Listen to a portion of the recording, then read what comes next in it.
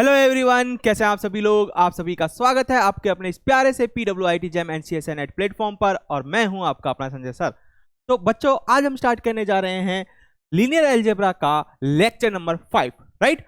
And ये जो lecture number 5 होगा, इसमें हम पढ़ेंगे बेसिस एंड डायमेंशन पार्ट 2। यानी कि हमने जो अपना प्रीवियस लेक्चर था, लेक्चर नंबर 4, उसमें भी हमने बेसिस एंड डायमेंशन की कुछ डेफिनेशंस देखी थी कि बेसिस क्या होती हैं, राइट। उसके ऊपर कुछ आपके पास एक तरीके से बेसिस की अलग अलग डेफिनेशन थी एंड डायमेंशन था, राइट। तो हम ने एक बार रिकॉल कर लेते हैं। एक बार सिंपल हमने बेसिस पढ़ा कि बेसिस क्या होता है। इसके अंदर हमने पढ़ा था अपने प्रीवियस क्लास में कि मैक्सिमल लीनियर इंडिपेंडेंट सेट होता है, उसको भी हम क्या कहते हैं, तो भी हम मैक्सिमल लीनियरली इंडिपेंडेंट सेट, वो भी अपना अपना क्या कहलाता है, बेसिस कहलाता है, ठीक है। उसी तरीके से इसमें हमने देखा था मिनिमल सेट ऑफ जनरेटर। क्या देखा था भाई?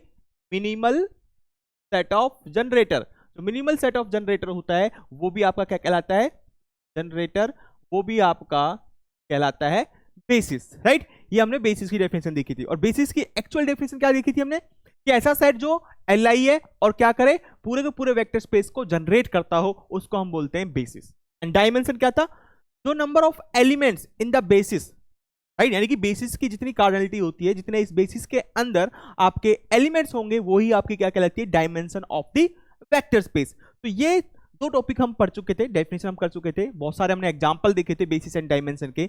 अब हम अपने आज के लेक्चर में जो बेसिस एंड डायमेंशन का पार्ट 2 है, उसके अंदर हम क्या पढ़ने वाले हैं, properties and results of basis, properties and results of dimension.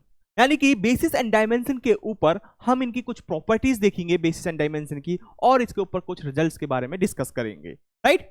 चलिए तो स्टार्ट करते हैं अपना आज का लेक्चर। तो सबसे पहले हम यहां पर कुछ रिजल्ट्स देखेंगे। ओवरऑल हम आज पूरे लेक्चर में कुछ रिजल्ट्स एंड प्रॉपर्टीज देखेंगे बेसिस एंड डायमेंशन की, और उनका प्रूफ देखेंगे कि वो किस तरीके से स्टेटमेंट जो यहां पर मैं लिखवाऊंगा आपको, वो किस तरीके से ट्रू है। जैसे कि आप देख रहे हो, let V over F be a finite generated vector space, right. Mainly देखो स्टार्टिंग में क्या लिख दिया है कि जो यहां पर V over F एक वेक्टर स्पेस होगा ओवर द फील्ड F, ये अपने आप में कैसा होगा, ये अपने आप में एक फाइनाइट जनरेटेड वेक्टर स्पेस होगा। क्या होगा भाई? फाइनाइट जनरेटेड वेक्टर स्पेस होगा, FGVS।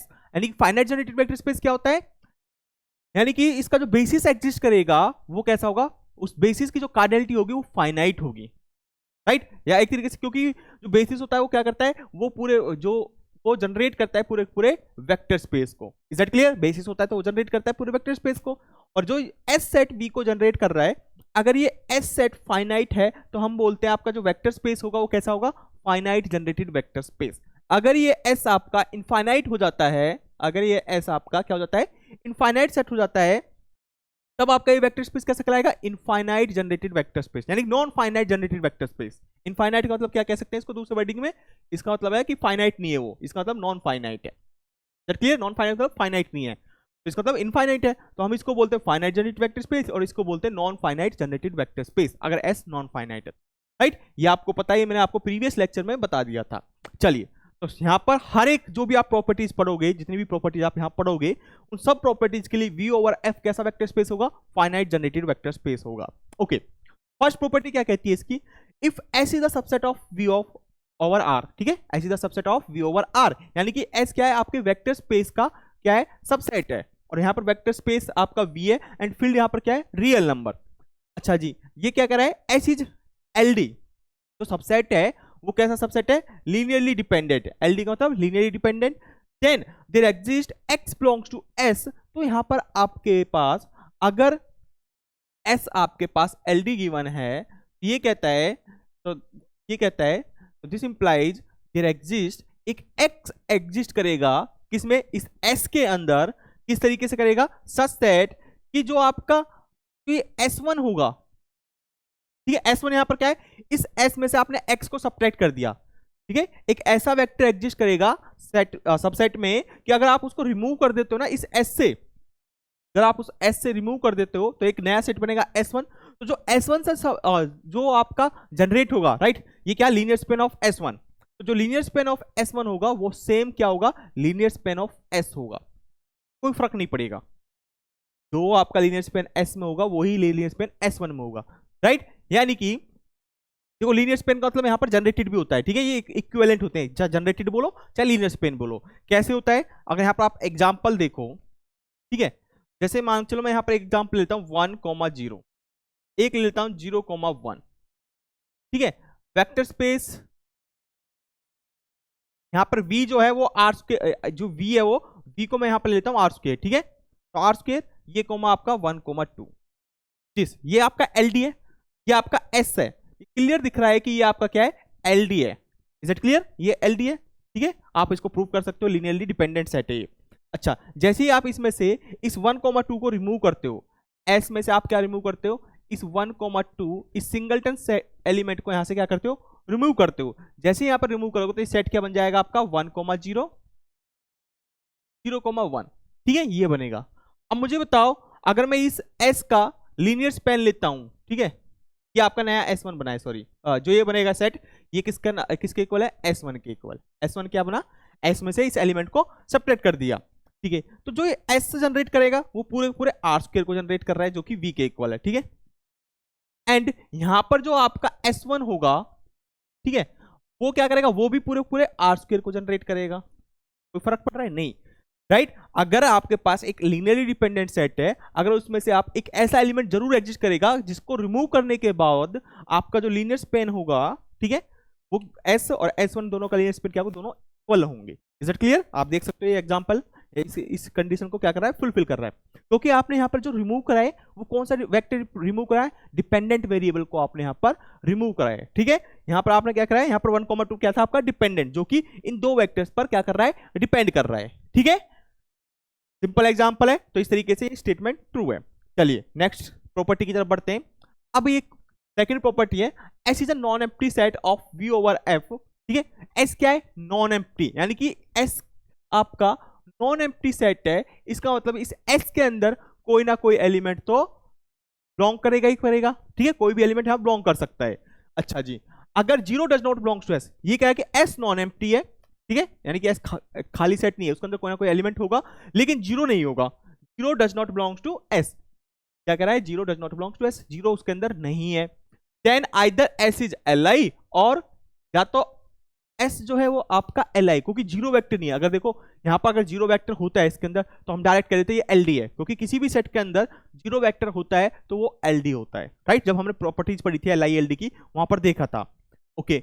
अब यहां पर क्या करें, या तो S Li होगा, क्योंकि 0 इसमें है नहीं, तो ऐसा S जो है वो आपका Li हो सकता है, अगर नहीं है तो आप उसको Li बना सकते हैं। कैसे, जितने भी उस S के अंदर डिपेंडेंट वेरिएबल होंगे, 1 बाय 1 करके उन डिपेंडेंट वेरिएबल को रिमूव करते चले जाओ, ठीक है। जैसे 1 बाय 1 आप उन डिपेंडेंट वेरिएबल को रिमूव करोगे तो एक फाइनाइट स्टेप के बाद आपके पास एक ऐसा सेट मिलेगा जिसके अंदर सिर्फ Li वेक्टर बच जाएंगे।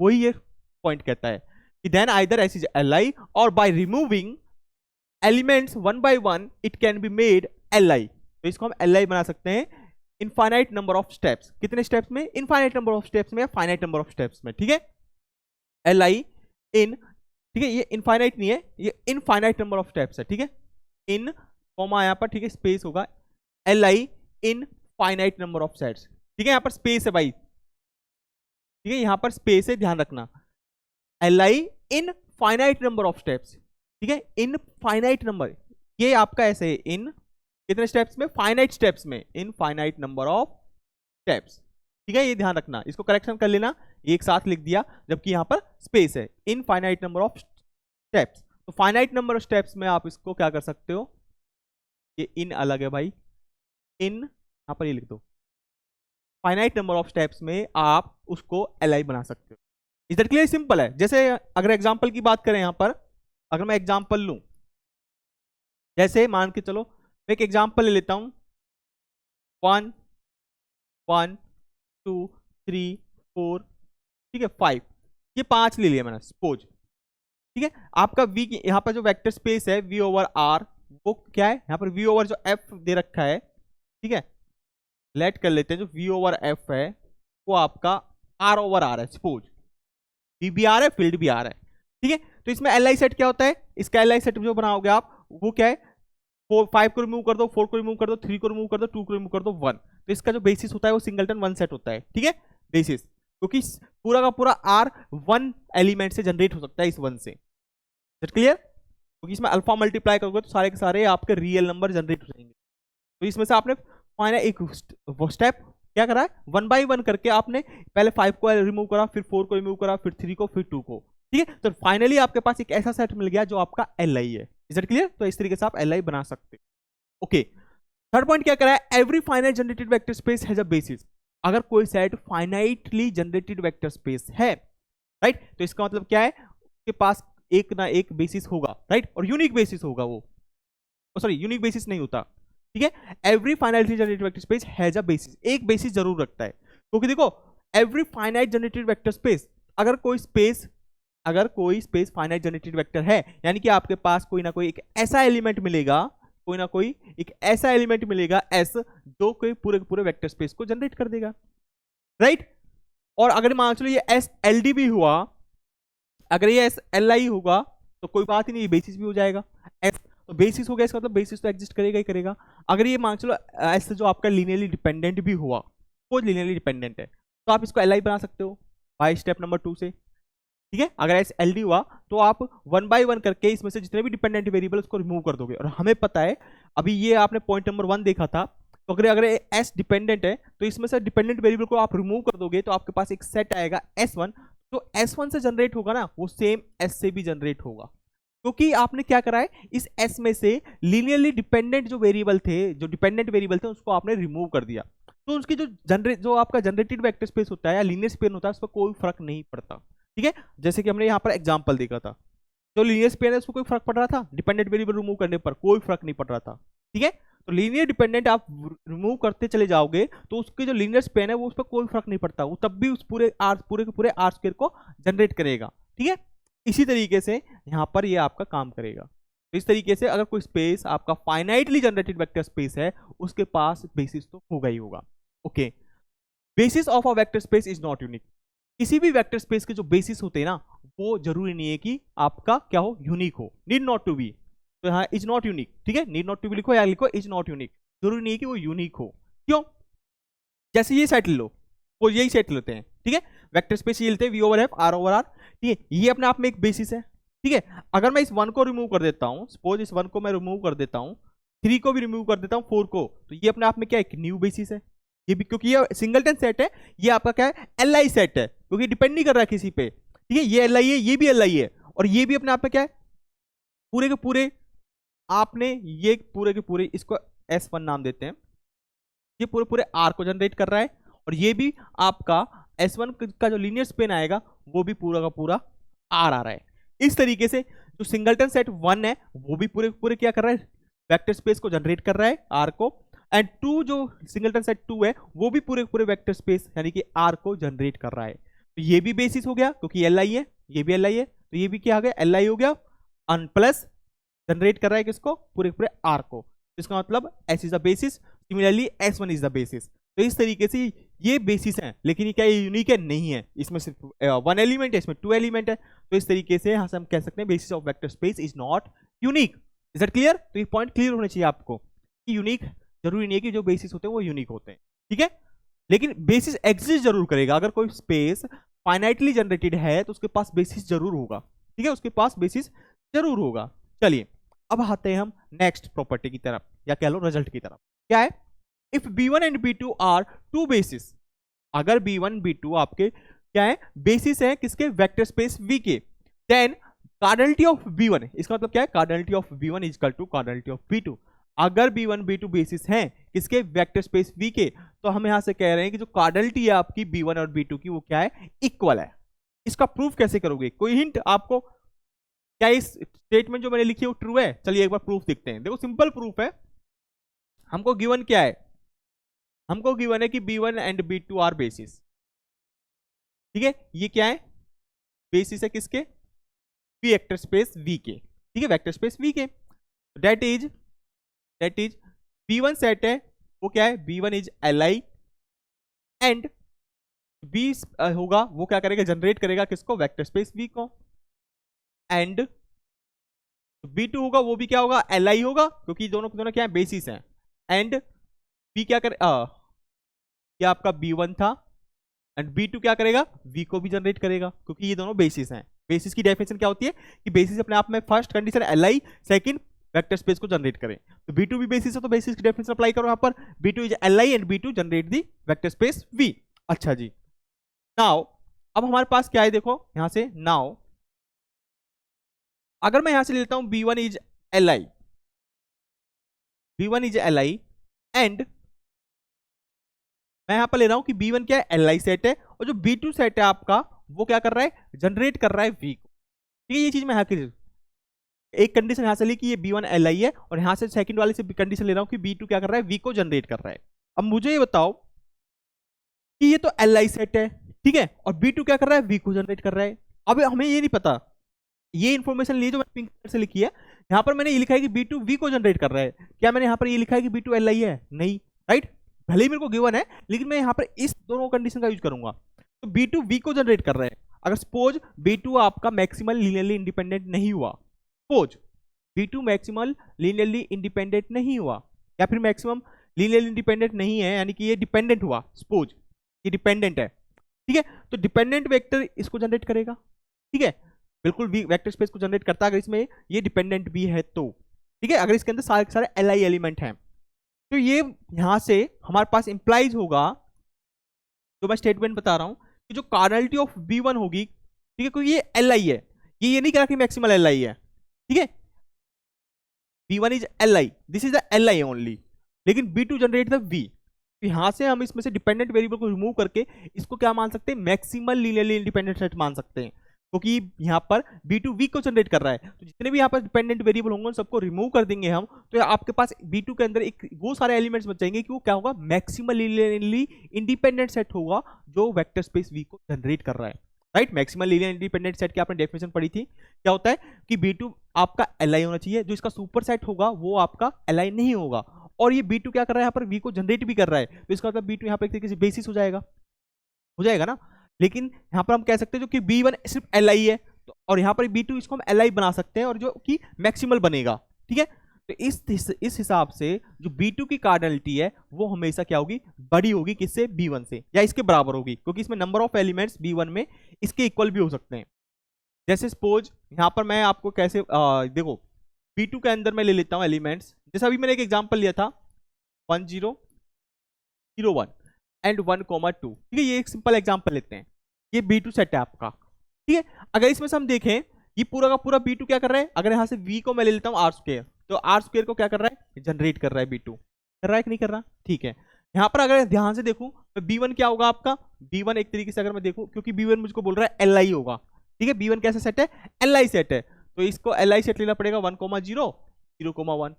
इसके B1 के अंदर कितने एलिमेंट है, 2, लेकिन B2 आपका R के पूरे वेक्टर स्पेस को जनरेट कर रहा है, लेकिन इसके अंदर कितने, 3 है, इसके अंदर कितने एलिमेंट है, 3 एलिमेंट है। तो हमेशा तो ये अगर B1 Li है और कोई सेट पूरे पूरे वेक्टर स्पेस को जनरेट करे, तो हमेशा B1 की जो कार्डिनलिटी होगी, यानी कि Li सेट की जो कार्डिनलिटी होगी, हमेशा क्या होगी, लेस देन या फिर इक्वल भी हो सकती है, क्योंकि B2 जनरेट कर रहा है V को, हो सकता है कि अगर इसमें से 1 मैं 2 हटा देता हूं तब भी तो जनरेट करेगा। तो इस केस में इसमें भी 2 एलिमेंट, इसमें भी 2 एलिमेंट।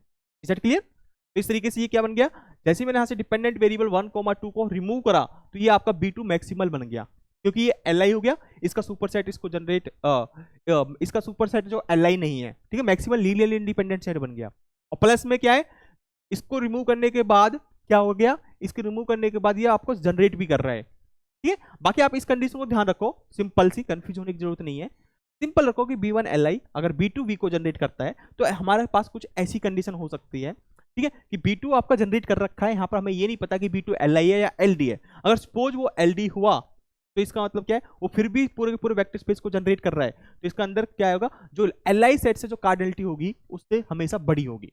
अगर B2 V को जनरेट करता है, तो हमेशा B2 सेट की कार्डिनलिटी भी इसके लीनियरली इंडिपेंडेंट सेट होंगे, किसके, वेक्टर स्पेस के, या basis, right. B1 is the linearly independent set किसका, V का, वो ऑलवेज उसकी जो कार्डिनलिटी होगी हमेशा लेस देन इक्वल टू क्या होगी, B2 होगी, राइट। ये नेक्स्ट पॉइंट आएगा आपका, ये ध्यान रखना। चलिए, ठीक है, ये चीज होगी। एंड नाउ अगर मैं ये लेता हूं B2 is Li, B2 is Li and B1 generate कर रहा है V को, सपोज, ठीक है, इसको मैं नाम दे रहा हूं इक्वेशन नंबर 1। अब यहां पर मैंने क्या करा है, V2 को मैंने Li ले लिया और B1 क्या कर रहा है, जनरेट कर रहा है V को। तो ये आपका Li भी हो सकता है, Ld भी हो सकता है। अगर सपोज ये Ld हुआ तो इसकी कार्डिनलिटी क्या होगी, B1 की हमेशा B2 से क्या होगी, बड़ी होगी, राइट, क्योंकि ये Ld है, ये Li है। तो लीनियर इंडिपेंडेंट सेट एक तरीके से छोटा हो सकता है, ठीक है, क्योंकि ये पूरे V को जनरेट कर रहा है, ध्यान रखना यहाँ पर ये कंडीशन है। इसको हम Ld तब ले रहे हैं जब ये पूरे वेक्टर स्पेस V को जनरेट कर रहा है। ये Li तो जरूरी नहीं है कि V को जनरेट करे। अगर ये मैक्सिमल लीनियर इंडिपेंडेंट सेट हुआ तो ये पक्का V को जनरेट करेगा, क्योंकि बेसिस बन जाएगा। जैसे ही B2 maximal linear independent set हुआ तो ये मैक्सिमल लीनियर इंडिपेंडेंट से, अगर ये मैक्सिमल लीनियर इंडिपेंडेंट सेट बन गया तो इसका मतलब क्या है, इसका सुपर सेट जो होगा वो Li नहीं हो सकता।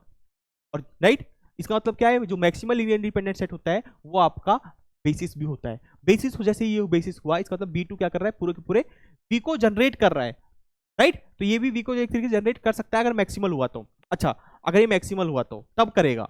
अगर सपोज B1 आपका ऑलरेडी V को जनरेट कर रहा है, अगर हमें प्रूफ कर दूं B1 आपका Li है, तो इसका मतलब क्या हो गया, B1 बेसिस हो गया, ठीक है। बेसिस हो जाएगा तो इसकी डायमेंशन कितनी होगी, जितने इसमें एलिमेंट्स हैं। और ये Li है किसका, V सेट का। और जैसे ही बेसिस होगा तो ये मैक्सिमल लीनियर इंडिपेंडेंट सेट हो जाएगा। और ये सिर्फ Li सेट है और ये मैक्सिमल है। और ये किसका मतलब क्या हो गया, B2 जो होगा, जो B2 यहां पर होगा वो एक तरीके से सबसेट हो जाएगा किसका, B1 का, क्योंकि B1 V को जनरेट कर रहा है। अगर मैं B1 को Li भी लेता हूं, ठीक है, B1 को मैं Li भी मान लेता हूं यहां पर, और V को जनरेट कर ही रहा है वो, तो इसका मतलब क्या है, B1 आपका बेसिस हो गया। और बेसिस का मतलब वो मैक्सिमल लीनियरली इंडिपेंडेंट सेट भी होगा। जैसे ही मैक्सिमल लीनियर इंडिपेंडेंट सेट हुआ B1, और ये B2 सिर्फ एक Li सेट गिवन है हमें यहाँ पर, ये नहीं कह रहा कि वो मैक्सिमल है, तो इसका मतलब B2 always is the subset of B1, क्योंकि B1 maximal linear independent set है, यानी कि सबसे बड़ा सेट है जो कि लीनियरली इंडिपेंडेंट। इससे कोई बड़ा सेट नहीं है जो कि क्या होगा आपका मैक्सिमल, जो कि इंडिपेंडेंट होगा, राइट। तो इसका मतलब B2 always the subset of this. इसके इक्वल हो सकता है लेकिन इससे बड़ा नहीं हो सकता, या तो इसका छोटा होगा यानी कि इसका सबसेट होगा, या इसके इक्वल होगा। Set clear. तो इसका मतलब क्या हो गई, जब सबसेट है तो इसकी कार्डिनलिटी, इसकी जो कार्डिनलिटी होगी B2 की वो हमेशा छोटी होगी किससे, B1 से। दिस इंप्लाइज B2 की कार्डिनलिटी है वो always less than equal to B1 होगी। यही कंसेप्ट हमने यहां पर लगाया है, ठीक है, ये वाला कंसेप्ट आप समझ लेना, इससे ये यहां पर हमने लगाया है। तो ये क्वेश्चन नंबर 2 हो गई। तो फ्रॉम फर्स्ट एंड सेकंड, देखो B1 की कार्डिनलिटी B2 से लेस देन इक्वल टू है और B2 की कार्डिनलिटी भी less than equal to B1 है। ऐसा तो पॉसिबल नहीं है, एक ही टाइम पर पॉसिबल कब हो सकता है, जब cardinality of B1 is equal to B2 हो। तो from first and second, right, ये एग्जांपल मैं रिमूव कर देता हूं। तो from equation first and second we have cardinality of B1 is equal to cardinality of B2, यानी कि जो आपके पास अगर B1 B2 टू बेसिस हैं, बेशक वो डिफरेंट बेसिस हो, लेकिन जो उनकी कार्डिनलिटी यानी कि डायमेंशन होगी। अब कार्डिनलिटी का मतलब क्या होता है, बेसिस कार्डिनलिटी मतलब दैट इज डायमेंशन होगी B1 की वो इक्वल टू होगी जो बेसिस B2 है उसकी डायमेंशन जितनी होगी, ठीक है। भले ही B1 B2 डिफरेंट बेसिस हो सकते हैं, लेकिन उनकी जो कार्डिनलिटी होगी यानी कि उनकी जो डायमेंशन होगी वो ऑलवेज सेम होगी। Is that clear. Most important है कि अगर आपके पास दो डिफरेंट बेसिस है सेम वेक्टर स्पेस के, ठीक है, वेक्टर स्पेस सेम है, यहाँ पर V वेक्टर स्पेस नहीं बदला, आपने दिखाया कि एक वेक्टर स्पेस है V, उसके दो बेसिस हैं, ठीक है, दोनों बेसिस डिफरेंट हो सकते हैं, इसमें कुछ और एलिमेंट है, इसमें कुछ और एलिमेंट है, लेकिन जो इस बेसिस की डायमेंशन होगी, राइट, जो ये बेसिस है यानी कि इसमें एक तरीके से हम कह सकते हैं बेसिस ऑफ B1 नहीं कह सकते, बेसिस ऑफ डायमेंशन V होता है, ठीक है। कार्डिनलिटी ऑफ B1 B2 देखते हैं यहाँ पर, जो वो आपके पास एक तरीके से कार्डिनलिटी होगी B1 की, वही कार्डिनलिटी आपकी कितनी होगी, B2 की होगी, ठीक है, कार्डिनलिटी सेम रहेगी, क्योंकि जो आपकी कार्डिनलिटी ऑफ B1 है वो क्या कहलाती है, डायमेंशन ऑफ V कहलाती है। अगर सपोज इसको एक तरीके से दूसरे तरीके से भी देख सकते हो आप, वो क्या होगी, डायमेंशन ऑफ V होगी, ठीक है। इसको दूसरे तरीके से कैसे देख सकते हो, सपोज मान लो इनकी कार्डिनलिटी डिफरेंट होती, सपोज इनकी कार्डिनलिटी आपकी B1 B2 की डिफरेंट होती, तो इसका मतलब क्या है, ये बेसिस अपने आप में, तो इसकी डायमेंशन किसके इक्वल होगी, V के इक्वल, क्योंकि फाइनाइटली जनरेटेड वेक्टर स्पेस है। और B2 क्या आपका बेसिस, तो इसकी भी जो कार्डिनलिटी B2 क्या होता है, डायमेंशन ऑफ वेक्टर स्पेस। तो इसकी डायमेंशन सपोज मान चलो 2 आ रही थी, इसकी 3, ऐसा तो कभी पॉसिबल नहीं हो सकता। सेम वेक्टर स्पेस की एक ही टाइम पर डेफिनेशन अलग अलग, वो जो डायमेंशन वो अलग अलग आए, मान चलो इसकी N आ रही है, इसकी M, जबकि N is not equal to M। क्या ऐसा हो सकता है कभी भी कि सेम वेक्टर स्पेस है B, एक में हम कह रहे हैं कि अगर उसका बेसिस B1 है तो उसकी डायमेंशन N आ रही है, और एक कह रहे हैं कि वेक्टर स्पेस वही है, बेसिस अगर इसका डिफरेंट एग्जिस्ट कर रहा है तो उसकी डायमेंशन m आएगी। ऐसा कोई पॉसिबल हो सकता है? नहीं हो सकता, क्योंकि जो वेक्टर स्पेस होगा उसकी डायमेंशन हमेशा यूनिक होती है। डायमेंशन क्या होती है? यूनिक होती है, तो ये कभी भी डिफरेंट नहीं हो सकती। तो इस तरीके से भी आप प्रूव कर सकते हो, कह सकते हो कि जो का बेसिस है, तो भले ही ये b1 b2 डिफरेंट बेसिस हो, लेकिन जो इसमें नंबर ऑफ एलिमेंट्स होंगे b1 b2 में वो कितने होंगे? सेम एलिमेंट होंगे। ठीक है, तो ये आपका सेम होगा, ध्यान रखना। दिस इज इक्वल टू, ठीक है भाई। चलिए ठीक है, थोड़ा सा देखो हजम कर लेना खुद। एक काउंटर एग्जांपल आप देख, काउंटर एग्जांपल खैर आपको नहीं मिलेगा, कोई भी एग्जांपल आप लेके देख लेना, कोई भी वेक्टर स्पेस लेना, कोई भी उसके दो बेसिस देखना, डिफरेंट डिफरेंट बेसिस का मतलब एलआई और पूरे पूरे वेक्टर स्पेस को जनरेट करते हो, लेकिन हमेशा उस बेसिस में ना आपके सेम नंबर ऑफ एलिमेंट्स होंगे। चलिए नेक्स्ट पॉइंट देखते हैं, 6th, dimension v over f is equal to n। अब यहां पर आपको क्या गिवन है कि v ओवर f जो है उसकी डायमेंशन आपको n दे रखी है, ठीक है, and s t is the subset of v। ठीक है भाई, s t आपको क्या गिवन है कि जो डायमेंशन है v ओवर f की डायमेंशन आपको दे रखी है n, s t is the subset of v such that linear span of s आपको गिवन है कि linear span of s v को जनरेट कर रहा है। ठीक है भाई, एस और टी क्या है? सबसेट है वी के, और जो एस सेट है वो कर रहा है वी को generate, and T is L आई, और टी क्या आपका, क्या आपको गिवन है कि एल आई है। अच्छा जी, देन ठीक है, तो देन यहां पर एक रिजल्ट लिखा हुआ है ये। अब ये कैसे ट्रू है? देखो अभी मैं थोड़ी देर पहले आपको बताया था एस क्या कर रहा है? जनरेट कर रहा है वी को, टी क्या है? एल आई है। अभी पूरे पूरे वेक्टर स्पेस को जनरेट कर रहा है और ये एल आई है। अगर एस मैक्सिमल, अगर एस एल आई हो गया, जो एस सेट है आपका, अगर ये लीनियरली इंडिपेंडेंट हो गया, जनरेट तो कर ही रहा है वी को, और जैसे ही लीनियर इंडिपेंडेंट होगा तो एस बेसिस बन जाएगा, और बेसिस बनते ही इसका मतलब क्या हुआ? मैक्स जो एस है आपका, राइट, जो बेसिस होता है वो आपका मैक्सिमल लीनियर इंडिपेंडेंट सेट भी होता है, तो इसका मतलब जो एस है वो मैक्सिमल लीनियरली इंडिपेंडेंट सेट बन जाएगा। और जैसे ही एक्स पे आपका मैक्सिमल लीनियर इंडिपेंडेंट सेट हुआ तो इसका मतलब जो टी है वो क्या हो जाएगा? जो टी होगा वो ऑलवेज सबसेट होगा एस का। ठीक है, अगर ये डिपेंडेंट हुआ तब भी क्या कह सकते हैं हम, जो टी है वो एस का सबसेट हो सकता है, क्योंकि डिपेंडेंट है। क्लियर? तब भी ये हो सकता है, तब भी यही रहेगा, क्योंकि टी एल आई है, एस डिपेंडेंट है, तो हर केस में T is the subset of s, always रहेगा। ठीक है, ये आप कोई भी एग्जांपल लेके देख लो, ऑलवेज ये रहेगा। तो दिस इंप्लाइज, तो जो टी हमेशा सबसेट रहेगा, यानी कि टी हमेशा छोटा रहेगा, तो cardinality of t always less than equal to रहेगी किससे? Always less than equal to cardinality of linear span of s, always इससे लेस देन रहेगी। ठीक है, चलिए लीनियर स्पेन ऑफ एस नहीं, और एस जनरेट कर रहा है तो ऑलवेज एस से क्या होगी? छोटी होगी, क्योंकि एस आपका जनरेट कर रहा है किसको? पूरे पूरे वी को, तो एस आपका यहाँ पर मैक्सिमल हो सकता है, तो ये रहेगा। अच्छा जी, और हम क्या कहना है कि dimension of we over F n है, डायमेंशन जो है वी ओवर एफ एन है, ये तो कंपलसरी है, ये रहेगा ही रहेगा। तो ये क्या है? डायमेंशन क्या दे रखी है? एन, तो आपका डायमेंशन एन है, इसका मतलब जो बेसिस होगा वेक्टर स्पेस वी का, उसमें मैक्सिमम कितने एलिमेंट हो सकते हैं? कितने एल आई एलिमेंट हो सकते हैं? एन एल आई वेक्टर हो सकते हैं, क्योंकि this is the base dimension of vector space, यानी कि इसका जो बेसिस एग्जिस्ट करेगा उसमें मैक्सिमम एन एलिमेंट हो सकते हैं। तो एन एलिमेंट का मतलब क्या है? और ये टी क्या है आपका? सिर्फ एल आई है, और जो ये बेसिस के एलिमेंट्स हैं, तो जो बेसिस के एलिमेंट्स होते हैं वो आपका क्या हो सकता है? मैक्सिमम लीनियर इंडिपेंडेंट होता है। तो ऑलवेज यहां से इंप्लाइज होगा कि जो टी आपका सिर्फ एल आई सेट है, तो इसकी जो कार्डिनलिटी है हमेशा क्या होगी? एन से छोटी होगी, कि एन आपका बेसिस की डायमेंशन, यानी कि एक तरीके से बेसिस की कार्डिनलिटी है, राइट, डायमेंशन वेक्टर स्पेस की। और एस वी को जनरेट कर रहा है, तो ये जो एस है वी को जो जनरेट कर रहा है, ये एस अगर एस क्या हुआ आपका? मैक्सिमल लीनियर इंडिपेंडेंट, यानी कि बेसिस बन गया, तो इसकी कार्डिनलिटी एन के इक्वल होगी। अगर एस डिपेंडेंट हुआ तो इसकी कार्डिनलिटी एन से भी बड़ी होगी, क्योंकि जो एस है वो आपका, ठीक है, एस से भी बड़ी होगी। इस तरीके से ये आता है। ठीक है, इसको समझना होगा आपको। देखो एक बार मैं रिपीट करता हूं, ध्यान से सुनना।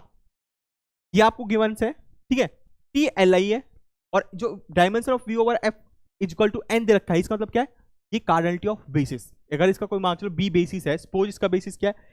वेक्टर स्पेस का बेसिस मान लेता हूं बी, ये क्या दे रखा है? कार्डिनलिटी ऑफ बी दे रखी है आपको। सपोज अब b is the basis, then b over F vector space है, इसका बेसिस अगर बी है तो इसका मतलब क्या हो गया? बेसिस की कार्डिनलिटी कितनी होगी? एन, क्योंकि जो बेसिस की कार्डिनलिटी होती है वही डायमेंशन कहलाती है वेक्टर स्पेस की। ठीक है, टी सिर्फ एल आई है, टी यहां पर आपको गिवन है कि वो एल आई सेट है। अगर टी एल आई सेट है किसका? बी का, ठीक है। अगर ये एल सेट है और जो बेसिस होता है वो अपने आप में एल होता ही है, और इवन जो बेसिस होता है ना वो मैक्सिमल लीनियरली इंडिपेंडेंट सेट होता है। वो क्या होता है? मैक्सिमल लीनियरली इंडिपेंडेंट सेट होता है जो बेसिस होता है। मैंने आपको बेसिस की 3 डेफिनेशन करवाई थी, ठीक है। तो इसका मतलब जो बेसिस है वो क्या अपने आप में मैक्सिमल लीनियरली इंडिपेंडेंट सेट है। जैसे ही मैक्सिमल लीनियर इंडिपेंडेंट सेट आपका क्या है? B basis. तो इसका मतलब क्या है? जो एन है आपका, जो इसकी कार्डिनलिटी आएगी, जो हमेशा क्या होगी? Cardinality of t is less than equal to n होगी। इतना क्लियर आप सबको कि टी ये एन से, क्योंकि एन क्या? बेसिस की cardinality, maximal linear independent set. अच्छा जी, अब यहां पर एस क्या कर रहा है? वी को जनरेट कर रहा है। अगर ये मान चलो एस लीनियरली इंडिपेंडेंट भी हुआ, लीनियरली इंडिपेंडेंट प्लस क्या है? वी को जनरेट कर रहा है। इसका मतलब क्या हो गया? आपका जो एस है वो बेसिस हो गया।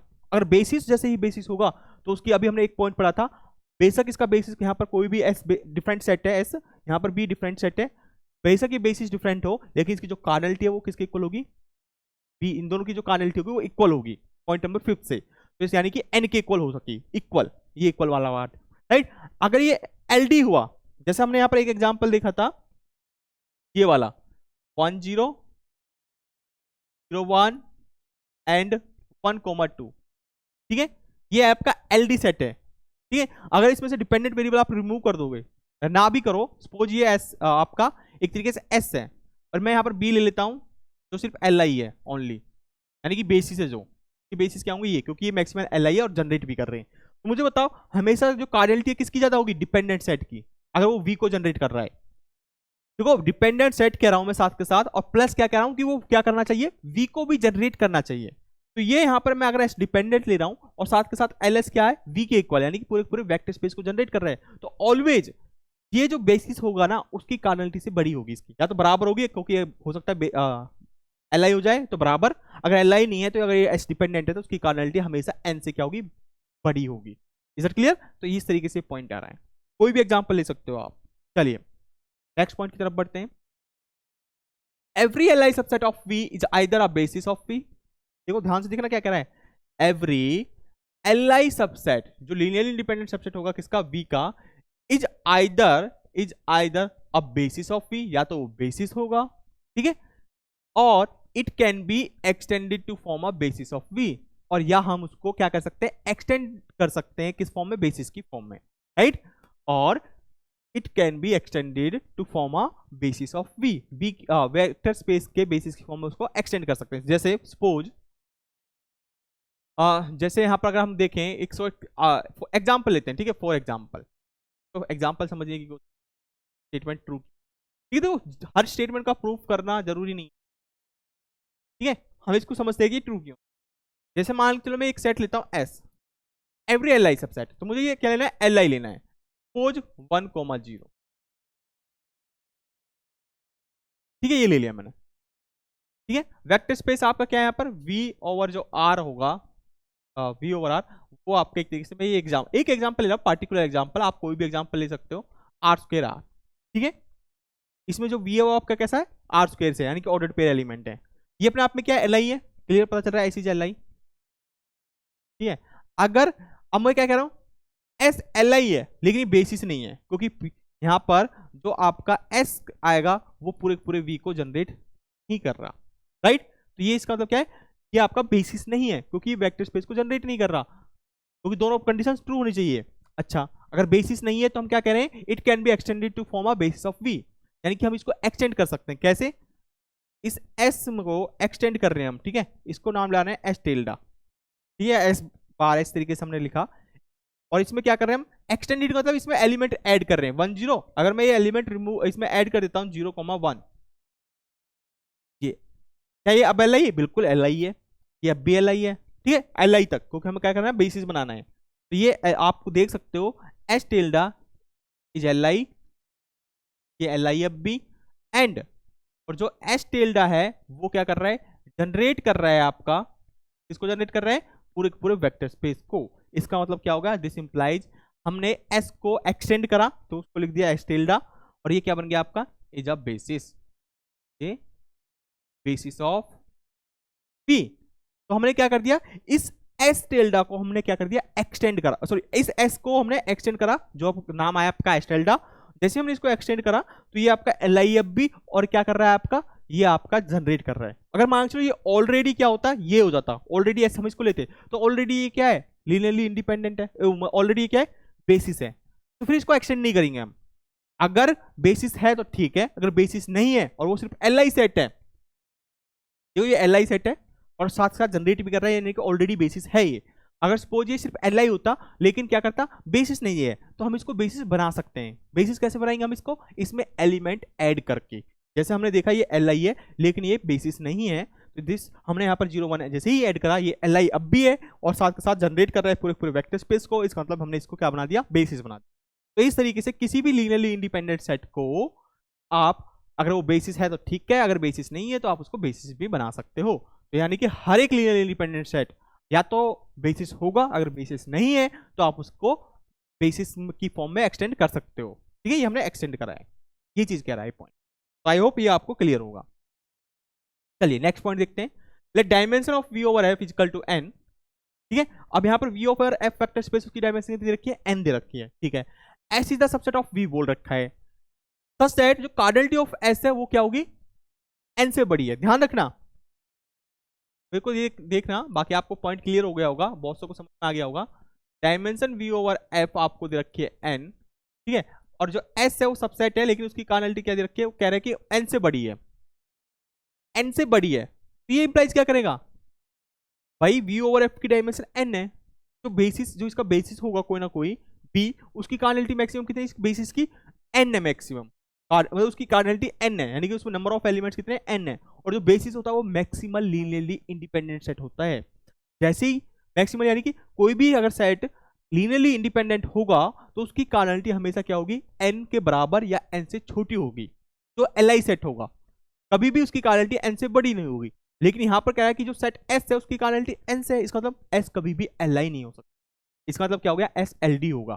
This implies S is L D, S कभी भी एल आई नहीं हो सकता। क्यों, बिकॉज रीजन लिख सकते हो यहां पर, because L I set has cardinality less than equal to N. ठीक है, तो एल आई सेट होगा, उसकी जो कार्डिनलिटी होगी क्या, उसकी कार्डिनलिटी हमेशा या तो एन के बराबर या एन से छोटी, क्योंकि यहाँ पर एन क्या आपकी डायमेंशन है। ठीक है, यानी कि जो उसका बेसिस एग्जिस्ट करेगा उसमें जो मैक्स नंबर ऑफ एलिमेंट्स कितने हो सकते हैं, एट मोस्ट एन। ठीक है, जो बेसिस होता है वो मैक्सिमल एल आई सेट होता है। तो इस तरीके से जो एल आई सेट जितने भी होंगे वेक्टर स्पेस के, उनकी हमेशा कार्डिनलिटी या तो बेसिस के बराबर होगी, जो बेसिस यानी डायमेंशन के बराबर होगी, या डायमेंशन से छोटी हो सकती है एल आई सेट की कार्डिनलिटी। लेकिन यहाँ पर एस की कार्डिनलिटी बड़ी आ गई, तो इसका मतलब ये कभी भी एस आपका एल आई नहीं हो सकता। तो एल आई नहीं है तो इसका मतलब क्या है, एस आपका एल डी है। ठीक है, यही यहाँ पर लिखा है, this implies S is L D. That clear, very good. चलिए, let dimension V over F equal to N. अगर मान चलो वेक्टर स्पेस की डायमेंशन क्या है, यहाँ पर एन गिवन है, and S is the subset of V such that cardinality of S equal to N. ध्यान से देखना, सेम चीज वो उसी कंसेप्ट से जाएगा जो अपने प्रीवियस से करा। डायमेंशन वी ओवर एफ क्या गिवन है यहाँ पर, N, right, and S is the subset of V जिसकी कार्डिनलिटी एन इक्वल है, and L S equal to V, यानी कि जो एस जो लीनियर स्पेन है वो किसके इक्वल है, वेक्टर स्पेस। यानी कि लीनियर स्पेन मतलब लीनियर स्पेन किसके इक्वल होता है, जनरेटेड के, राइट। एस जो इसका जनरेटर होगा, एस क्या हो रहा है, जनरेट कर रहा है किसको, पूरे पूरे वेक्टर स्पेस को, क्योंकि L S equal to S generated होता है। ठीक है, तो ये जनरेटेड आएगा, जनरेटेड जो एक तरीके से सेट आएगा, जनरेटेड सेट एस, ठीक है, ये जनरेटेड का सिंबल होता है, वो बिल्कुल एल एस के इक्वल होता है, ये हम प्रूफ कर चुके हैं, राइट, मतलब होता है। ठीक है, आप बुक देखोगे, मैंने प्रूफ नहीं कराया आपको, लेकिन ये होता है, मैंने आपको बताया था, होता है, इज इक्वल टू वी। यानी कि एस क्या कर रहा है, पूरे पूरे वी को जनरेट कर रहा है, और एस की कार्डिनलिटी कितनी है, एन भी है। इसका मतलब क्या हो गया, ध्यान रखना, एस की कार्डिनलिटी एन है और एस जनरेट कर रहा है वी को, इसका मतलब जो एस है वो क्या हो सकता है आपका, एल आई सेट ही हो सकता है, डिपेंडेंट नहीं हो सकता कभी भी। इसका इन दोनों को मिला के क्या निकल कर आएगा, निकल, this implies S is L आई। क्यों एल आई है, पहली बात तो यहां से एस एल आई आ जाएगा, क्योंकि इसकी जो एस की कार्डिनलिटी है वो किसके इक्वल है, बेसिस के इक्वल है, तो यहां से एस एल आई है, कंपलसरी है कि एस एल आई होगा। और क्यों होगा, क्योंकि एस जनरेट भी कर रहा है वी को, इन दोनों को मिला के आ जाएगा कंफर्म। ठीक है, तो यहां से एस एल आई हो गया, जैसे ही एस एल आई हुआ और एस यहां पर क्या कर रहा है, वी को जनरेट भी कर रहा है, तो दिस इंप्लाइज एस क्या हो गया, बेसिस हो गया। एस क्या हो गया आपका, this implies S is basis of V, S is basis of V. चलिए एक बार मैं रिपीट कर देता हूं, देखो डायमेंशन वी ओवर एफ क्या है, एन है, ठीक है। वेक्टर स्पेस की डायमेंशन कितनी रखी है, एन। एस की कार्नलिटी कितनी रखी है, एन। अभी हमें नहीं पता एस एल आई के एल डी है, ये गिवन है हमको, कहीं नहीं गिवन, सिर्फ हमको ये गिवन है कि सबसेट है और कार्नलिटी ऑफ एस किसके इक्वल है, एन के इक्वल है। और हमें साथ के साथ गिवन है कि जो एस है वो जनरेट कर रहा है वी को, ठीक है। एल एस का मतलब भी जनरेट कह सकते हो आप, या लीनियर स्पेन बोलो, एक ही बात है। तो लीनियर स्पेन क्या जो एस है वो क्या कर रहा है, उसका जो लीनियर स्पेन है वो वी के इक्वल है, यानी कि एस क्या कर रहा है, वी को जनरेट कर रहा है। अब मुझे ये बताओ, कोई सेट एस है, कोई सेट एस वो वी को जनरेट कर रहा है, और उसके जो अंदर जो एलिमेंट्स है वो मैक्सिमम कितने, एन है, जनरेट भी कर रहा है, और एन एलिमेंट भी, यानी कि कितने किसके इक्वल है, dimension of we over F, यानी वेक्टर स्पेस की डायमेंशन के इक्वल है। इसका मतलब क्या है, जो वेक्टर आपका जनरेट कर रहा है इसको, वो मिनिमल सेट ऑफ जनरेटर हो जाएगा। क्या हो जाएगा, minimal set of generator. Minimal set of generator क्या होता है, अगर आप इसकी कार्नलिटी n-1 लेते हो, राइट, अगर इस s की कार्नलिटी आप n-1 लोगे, यानी कि इसका क्या ले रहे हो आप, सबसेट ले रहे हो। सबसेट की कार्नलिटी हमेशा क्या होगी, एस सेट की, जो सेट एस है इसकी कार्नलिटी से छोटी होगी, और लेकिन सबसेट कभी भी जनरेट नहीं कर पाएगा वेक्टर स्पेस को। अगर आप यहां पर सपोज S1 सेट ले रहा हूं मैं, जो कि सबसेट है S का, ठीक है, प्रॉपर सबसेट है, इक्वल नहीं ले रहा मैं, तो this implies S1 can not generate V, right. S1 generate नहीं कर पाएगा V को, बिकॉज, रीजन लिखो क्यों नहीं कर पाएगा, because dimension V over F is equal to N। क्यों, क्योंकि जो वेक्टर स्पेस की डायमेंशन वो n है, और डायमेंशन का मतलब क्या होता है, डायमेंशन का मतलब होता है जो उसका बेसिस होगा उसके अंदर n एलिमेंट्स है, और बेसिस का मतलब होता है ऐसा सेट जो क्या करे, एल भी हो और प्लस में क्या करे, वेक्टर स्पेस को जनरेट करता हो। यानी कि बेसिस आपका मैक्सिमल, आपका एक तरीके से जो बेसिस होता है वो क्या होता है, मिनिमल सेट ऑफ जनरेटर होता है। क्या होता है बेसिस आपका, मैंने आपको दो डेफिनेशन बताई थी बेसिस की, एक या तो वो एक डेफिनेशन तो सिंपल थी, एल और जनरेट करे, और एक डेफिनेशन थी बेसिस की कि वो मैक्सिमल एल सेट होता है, और एक डेफिनेशन थी वो मिनिमल सेट ऑफ जनरेटर भी होता है। तो यहां से हम कह सकते हैं कि जो मिनिमल सेट ऑफ जनरेटर होगा उसके अंदर एटमोस्ट कितने एलिमेंट होंगे, एन एलिमेंट होंगे। एटमोस्ट ज्यादा मतलब कि उसमें एन एलिमेंट ही होंगे, एग्जैक्टली एन एलिमेंट होंगे जो मिनिमल सेट ऑफ जनरेटर होगा। अगर उससे कोई छोटा सेट लोगे ना, वो उसको जनरेट नहीं कर पाएगा। मिनिमल सेट ऑफ जनरेटर मतलब क्या होता है, ऐसा सेट जो आपके वेक्टर स्पेस को जनरेट कर पाए, और वो अपने में अपने आप को क्या हो, एल भी होगा। Minimal set of generator L भी होता है, ऐसा एल सेट जो क्या करे, वेक्टर स्पेस को जनरेट कर दे। लेकिन उससे छोटा सेट जो लोगे ना आप, अगर उससे छोटा सेट लोगे तो वो अपने वेक्टर स्पेस को जनरेट नहीं कर पाएगा। उसी तरीके से हमने यहाँ पर देखो एस है, उसके अंदर एन एलिमेंट्स है। जैसे हम S1 लेंगे, इसका मतलब क्या होगा, इसके अंदर कितने एलिमेंट्स आ जाएंगे, S1 की कार्नलिटी एन से कम हो जाएगी। लेकिन जैसे ही एन से कम हुई, इसका मतलब क्या हो गया, वो कभी भी वेक्टर स्पेस को जनरेट नहीं कर पाएगा। क्यों नहीं कर पाएगा जनरेट, क्योंकि जो वेक्टर स्पेस को जनरेट करता है उसके अंदर एटमोस्ट एन मतलब कि एग्जैक्टली एन एलिमेंट्स होने चाहिए, एग्जैक्टली नहीं, मिनिमम एन एलिमेंट्स होने चाहिए, एटमोस्ट भी नहीं मिनिमम, क्योंकि मिनिमल सेट ऑफ जनरेटर कम से कम एन एलिमेंट कितने होने चाहिए, एन, ज्यादा कितने भी हो, ठीक है, कम से कम एन एलिमेंट होने चाहिए। लेकिन उससे छोटा जैसे कोई आप सेट लोगे, ठीक है, वो आपका जनरेट नहीं कर पाएगा, क्योंकि जो बेसिस होता है वो मिनिमल सेट ऑफ जनरेटर भी होता है। ठीक है, जब आपको ये डेफिनेशन क्लियर है ना, मैक्सिमल एलआई सेट क्या होता है, मिनिमल सेट ऑफ जनरेटर क्या होता है, तभी आपको ये पॉइंट्स क्लियर होंगे, तभी इनका प्रूफ समझ में आएगा आपको। ठीक है, तो पहले वो पॉइंट क्लियर करना जिनको भी इनमें थोड़ी बहुत कंफ्यूजन है, या फिर जिसकी फर्स्ट क्लास है, राइट, प्रीवियस क्लास को देखना और फिर इस टॉपिक को पढ़ना। तो इस तरीके से हम कह सकते हैं कि ये एस क्या आपका जो सबसेट होगा एस का, S1 वो V को जनरेट नहीं कर पाएगा। तो इसका मतलब क्या हो गया, S आपका Li हो गया। ठीक है, S आपका Li क्यों हो गया, क्योंकि ये V को जनरेट कर रहे हैं और इसमें नंबर ऑफ एलिमेंट्स कितने हैं, उतने ही एलिमेंट्स हैं जितने आपके बेसिस में। ठीक है, तो इसका मतलब ये मिनिमल सेट ऑफ जनरेटर, और जो मिनिमल सेट ऑफ जनरेटर होता है वो Li भी होता है, क्योंकि मिनिमल सेट ऑफ जनरेटर आपका बेसिस होता है। जैसे ही बेसिस हुआ तो इसका मतलब S आपका Li है। ठीक है, तो इस तरीके से यहां से आया। चलिए अब हम बढ़ते हैं नेक्स्ट पॉइंट की तरफ। Let dimension V over F equal to n।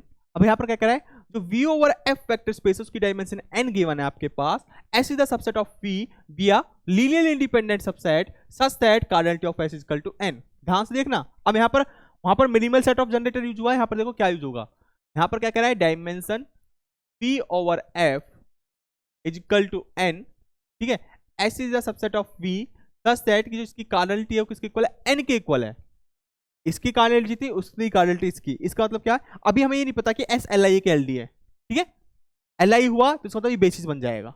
जैसे हम इसको प्रूव कर देंगे कि एस एल आई है, तो इसका तो एल आई हो गया, और इसकी कार्डिनलिटी किसके इक्वल है, एन के इक्वल है। तो इसका तो क्या हुआ, मैक्सिमल लीनियर इंडिपेंडेंट सेट हो गया। और जैसे ही मैक्सिमल लीनियर इंडिपेंडेंट सेट हुआ तो ये अपना बेसिस हो जाएगा। कैसे, देखो यहाँ पर हम क्या कर रहे हैं, हमारे पास एक कंडीशन है, subset of S is N, okay. तो साथ के साथ यहाँ पर क्या गिवन है, एल आई सेट है। Cardinality of S is equal to N and S is L I. अब मुझे बताओ एस एल आई है और ये क्या कर रहा है, एस की कार्डिनलिटी एन के इक्वल है, जो कि किसके इक्वल है, dimension of we over F. Dimension V over F, इसका मतलब क्या है, जो एस सेट है वो क्या करेगा, वी को जनरेट करेगा। इसका मतलब क्या हो गया, इसका मतलब हो गया जो एस है वो वी को भी क्या करेगा, जनरेट करेगा। एस जो है वो वी को जनरेट भी करेगा। यहां डायरेक्ट हम यहां से कह सकते हैं ये इसके इक्वल है। अगर आप कोई प्रॉपर सबसेट लोगे इस एस का, ठीक है, एस टिल्डा जो कि क्या आ गया, सबसेट होगा एस का, ठीक है, तो वो कभी भी देन एस टिल्डा जो होगा, ठीक है, कभी भी क्या करेगा, वी को जनरेट नहीं कर सकता, कभी भी वी को जनरेट नहीं कर सकता। इज इट क्लियर, वी को जनरेट नहीं कर सकता। दिस इंप्लाइज जो वी को जनरेट नहीं करेगा, इसका मतलब क्या करेगा, इसका कोई भी प्रॉपर सेट, कोई भी प्रॉपर सेट क्या नहीं हो पाएगा, बेसिस नहीं बन पाएगा। या फिर यहां से इस तरीके से देख लो इसको, सिंपल भाई, आपको देखो इसकी dimension n, S is the subset of v, cardinality of s equal to n, ठीक है। इसका मतलब किसकी इक्वल है, इसकी कार्डिनलिटी s की डायमेंशन v ओवर f, यानी कि जितनी बेसिस में एलिमेंट है उतनी ही s में एलिमेंट है। और यहां पर मैंने प्रूव कर दिया कि s li भी है, ये li सेट भी है, ठीक है।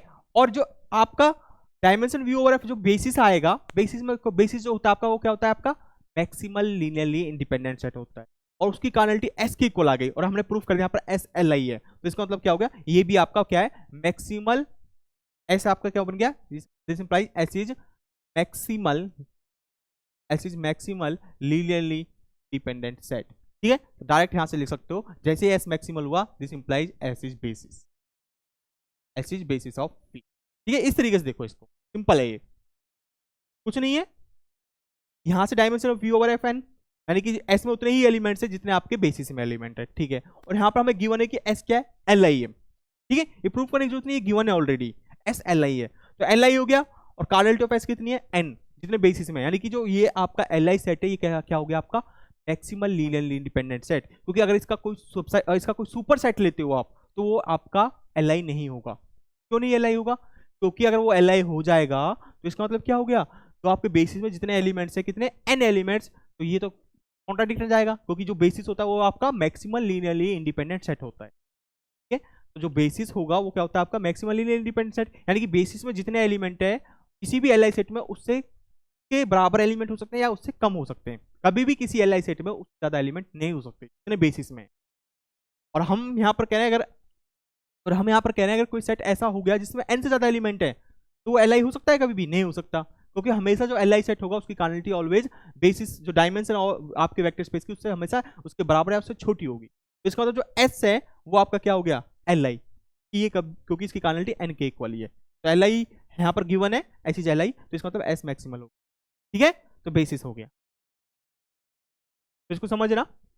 चलिए नेक्स्ट पढ़ते हैं हम 11, let dimension v over f equal to n, यहां पर डायमेंशन क्या रखी v ओवर f की n, and s is the subset of v is li subset. ध्यान से देखना, सेम यहां पर क्या रखा है, dimension v over f n, s is the subset of v, जो कि कैसा है, li सबसेट है। अब मुझे बताओ यहां पर जो बेसिस है, कोई भी जो बेसिस होगा उसकी कार्डिनलिटी कितनी हो सकती है मैक्सिमम, तो उसकी कार्डिनलिटी कितनी होगी, यहाँ पर n होगी, एग्जैक्टली n, क्योंकि जो बेस डायमेंशन का मतलब क्या होता है, number of elements in the basis, ठीक है। या और जो बेसिस होता है वो आपका क्या होता है, मैक्सिमल लीनियरली इंडिपेंडेंट सेट होता है। यानी कि अगर कोई सेट मैक्सिमल, यानी कि उसके अंदर कोई सेट एल आई है, तो उसमें मैक्सिमम कितने एलिमेंट हो सकते हैं, अगर कोई सेट एल आई है तो उसमें मैक्सिमम n एलिमेंट्स हो सकते हैं, कभी भी n से ज्यादा नहीं हो, अगर कोई एल आई सेट है तो, ठीक है। तो यहाँ पर क्या जो कार्डिनलिटी ऑफ एस है वो क्या होगी, less than equal to N. Obviously वही चीज यहाँ पर लिखी हुई है, cardinality of S less than equal to N, यानी कि जो एस एल आई सेट है उसकी जो कार्डिनलिटी है आपकी वो ऑलवेज कितनी हो सकती है, मैक्सिमम कितनी हो सकती है, एन। क्योंकि अगर एन से जैसे बड़ा हो गया तो फिर वो आपका मैक्सिमम, वो आपका एल आई नहीं रहेगा, ठीक है, वो फिर डिपेंडेंट बन जाएगा। ये हमने पॉइंट देखा था, तो ये पॉइंट आपको क्लियर। अब ये पॉइंट क्या है, point number 12, let dimension V over F equal to N and W is the subspace of V. ध्यान से देखना, dimension of we over F क्या है आपके पास, एन है, ठीक है, and W is the subspace of we, और डब्ल्यू क्या अपने आप में एक सबस्पेस है वी का। चलिए भाई, अब मुझे बताओ डब्ल्यू सबस्पेस है वी का, तो हमें पता है कि अगर कोई सबस्पेस है तो उसकी dimension always less than equal to होती है, ठीक है, dimension of W is always less than equal to dimension of V, हमेशा छोटी होगी। सबस्पेस की डायमेंशन हमेशा वेक्टर स्पेस की डायमेंशन से छोटी या उसके बराबर हो सकती है। अगर जब बराबर होगी तब क्या होगा, मोर एवर अगर इनकी मार्क्स में डायमेंशन बराबर हो जाती है, dimension D W is equal to dimension of V, if and only if, ये कब बराबर होती है, जब v is equal to W, यानी कि जो आपका w वेक्टर स्पेस है वो किसके इक्वल हो जाए, जो सबस्पेस है वो अपने वेक्टर स्पेस के इक्वल ही हो जाए, ठीक है। हर एक वेक्टर स्पेस अपना क्या होता है, हर एक वेक्टर स्पेस अपने आप में, हर एक सबस्पेस अपना खुद का क्या होता है, वेक्टर स्पेस होता है। जैसे मैं यहाँ पर जब w को भी r ले लूं, भाई सबस्पेस की डेफिनेशन क्या होती है, अगर आपका मान चलो v आपका r है, यहाँ पर जो w लोगे वो सबसेट लोगे v का। अब मुझे ये पता है कि हर एक सेट अपना क्या होता है, सबसेट होता है, और w को भी मैं क्या ले लेता हूं यहाँ पर r is the subset of r, बिल्कुल, हर सेट अपने आप में क्या होता है, अपने आप का सबसेट होता है, दैट क्लियर, हर सेट अपने सेट का अपने आप का ही क्या होता है, सबसेट होता है। तो w भी r v भी r, तो इस केस में ऑपरेशन सेम रहेंगे, तो इसका मतलब क्या हो गया, यहाँ पर v इक्वल टू w हो गया, इक्वलिटी आएगी यहाँ पर, क्योंकि ये तो प्रॉपर क्या इक्वली एक तरीके से, तो v इक्वल टू w हो गया, तो इसका मतलब dimension of v equal to dimension of w। अगर dimension of v equal to dimension of w है, तब यहाँ पर हम डायरेक्ट कह सकते हैं कि v इक्वल w, दोनों वे से ट्रू है, ठीक है, ये जो रिजल्ट है इसको याद रखना। चलिए आगे बढ़ते हैं। अब आते हैं मोस्ट इंपोर्टेंट, जहां से क्वेश्चन बनने के चांस होते हैं। क्वेश्चन बनते हैं यहाँ से आपके, वो भी अच्छे रिजल्ट से, वहां से भी आपके क्वेश्चन बनते हैं, लेकिन ज्यादातर मोस्टली क्वेश्चन बनते हैं वो जो 13 पॉइंट्स है, इसके अंदर 6-7 पॉइंट्स है, ठीक है। 13 पॉइंट्स क्या कहता है, let w1 w2 are subspaces of v over f। देखो अगर ये पॉइंट आपने पढ़ लिया ना, तो पॉइंट्स मैं आपको करा रहा हूं, तो अगर ये पॉइंट्स आपने 13 पॉइंट्स अच्छे से समझ लिए कि किस तरीके से ट्रू है, इसका काउंटर एग्जाम्पल क्या है, इसका एग्जाम्पल्स क्या है, क्या इनका काउंटर एग्जाम्पल मिल रहा है नहीं मिल रहा, ये पॉइंट्स आपने अच्छे से कर लिए, तो बेसिस एंड डायमेंशन का क्वेश्चन आपसे नहीं छूटेगा। आई एम श्योर कि आपसे बेसिस एंड डायमेंशन का क्वेश्चन नहीं छूटेगा, छूटने वाला नहीं, अगर ये प्रॉपर्टीज आपको समझ में आ गई। बस आपको इसके बाद, ये समझने के बाद इसका एप्लीकेशन और समझना होगा। क्वेश्चन जब आप क्वेश्चन करोगे बेसिस एंड डायमेंशन के, तो देखो इनमें से कौन सा पॉइंट अप्लाई हो रहा है, ठीक है। जैसे ही आप ये चीज सीख जाओगे तो फिर आपसे बेसिस एंड डायमेंशन का क्वेश्चन नहीं छूटने वाला। देखो क्या कहता है 13 point, let w1 w2 are subspaces of v over f। तो एक वेक्टर स्पेस है आपके पास v ओवर f, उसके पास आपके पास दो क्या है, सबस्पेसेस है, एक w1 सबस्पेस है, एक w2 सबस्पेस है, किसके, v ओवर है आपके। देन तो यहां पर एक पॉइंट कहता है कि then dimension of w1 plus w2 is equal to dimension of w1 plus dimension of w2 minus dimension of w1 intersection w2। सभी ने ये थ्योरम पढ़ी होगी, ठीक है, सबने ये स्टेटमेंट पढ़ा होगा कि जो dimension of w1 plus w2 है वो किसके इक्वल होता है, dimension of w1 plus dimension of w2 minus dimension of w1 intersection w2 के। चलिए इसको मैं प्रूफ कराता हूँ किस तरीके से, छोटा सा प्रूफ है इसका, ज्यादा नहीं। लेट कर लेते हैं, let v1 is a basis of w1, ठीक है, v1 क्या है, बेसिस है किसका, w1 है, यानी सबस्पेस w1 का। दैट इज हम ले कर लेते हैं कि v1 जो है वो आपका एक तरीके से ये है, इसके अंदर जो एलिमेंट्स हैं a1 a2, ठीक है, या फिर इस तरीके से कर सकते हैं इसको, w1 इंटरसेक्शन w2 भी आ रहा है, ठीक है, कोई बात नहीं, al b1 b2 bm, ठीक है, ये आपका b1 बेसिस है, इसमें एलिमेंट कितने, l, और फिर ये अलग से m एलिमेंट। तो यहां से देखा जाए तो कार्डिनलिटी ऑफ b1 यहां पर आ रही है आपके पास, देखो मैं ऐसा क्यों ले रहा हूं, मैं आपको अभी समझाऊंगा थोड़ी देर में। l प्लस m, टोटल कितने एलिमेंट इसमें, a1 a2 a टाइप वाले एलिमेंट l है, और b1 b2 b टाइप के एलिमेंट कितने m, तो टोटल एलिमेंट हो गया l प्लस m, ठीक है। अब यहां पर मैं ले रहा हूं let B2 is a basis of W2। ठीक है, B2 को मैं बेसिस ले रहा हूं, तो उसमें मैं ले रहा हूं मैं B2 is equal to A1 A2 AL, यहां पर मैं ले रहा हूं C1 CN। ठीक है, ये एलिमेंट्स, तो इसका मतलब क्या हो गया, तो कार्डिनलिटी ऑफ B2 होगी, वो कितनी होगी, वो होगी L प्लस N। ठीक है, तो इसमें ये L वाले एलिमेंट A1 A टाइप के और C1 C2 ये डिफरेंट टाइप के, L प्लस N एलिमेंट होगी। ठीक है, क्योंकि ये W1 का बेसिस है, B2 W2 का बेसिस है। अच्छा जी, अब आगे बढ़ते हैं इसमें। अब मैं ले रहा हूं W1 इंटरसेक्शन W2। लेट जो B नोट है, B note is a basis, वो बेसिस है किसका, basis of W1 intersection W2। ठीक है, यानी कि B नोट में क्या होगा कि जो दोनों में एलिमेंट, जो W1 में भी कॉमन हो, W2 में भी कॉमन हो। ठीक है, तो B नोट क्या है, बेसिस किसका है, वो W1 इंटरसेक्शन W2। तो W1 इंटरसेक्शन W2 में क्या एलिमेंट कॉमन आ सकते हैं, जो इनके बेसिस में एलिमेंट कॉमन आ रहे हैं वही बेसिस में कॉमन आएगा। देखो यहाँ A1 A2 AL, A1 A2 AL, that clear. भाई W1 तो इंटरसेक्शन W2 होता है, आपको सबको पता होगा W1 intersection W is the subspace of W1, subspace of W1। ठीक है, ये सबस्पेस का सिंबल होता है W1, और W1 intersection W2 is also the subspace of W2, that clear. अब इसका जो बेसिस होगा W1 इंटरसेक्शन W2 का बेसिस क्या है, आपका B नॉट, वो हमने वो माना है B नॉट, वो B नॉट माना है। तो इसका मतलब जो B नॉट होगा, ठीक है, जो B1 होगा B नॉट, इसकी जो कार्डिनलिटी होगी वो क्या होगी, जो एक तरीके से कह लो, एक तरीके से B नॉट बेसिस होगा वो ऑलवेज क्या होगा, सबसेट होगा किसका, W1 का भी, एंड जो B नॉट होगा वो सॉरी B1 का बेसिस ले रहे हैं हम यहाँ पर, वो आपका जो W1 का बेसिस है उसका भी सबसेट होगा। W1 इंटरसेक्शन W2 का बेसिस क्या है, B नॉट, इसका, और ये आल्सो इसका बेसिस किसका सबसेट होगा, B2 का, जो W2 का बेसिस होगा।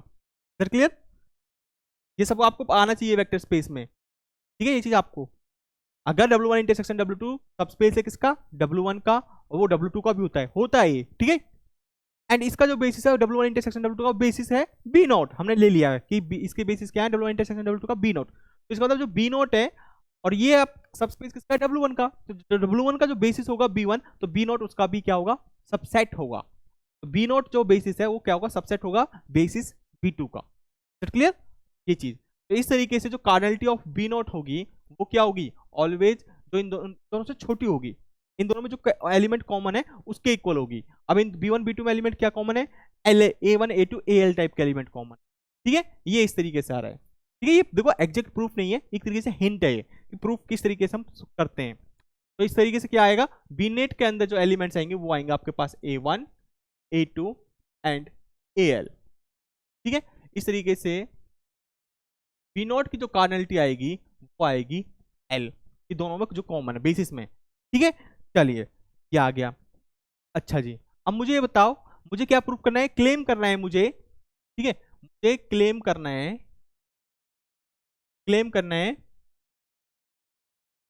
मैं यहां पर क्लेम क्या कर रहा हूं, देखो हमें प्रूफ क्या करना है कि जो dimension of W1 plus W2 है वो किसके इक्वल है, इसके इक्वल है।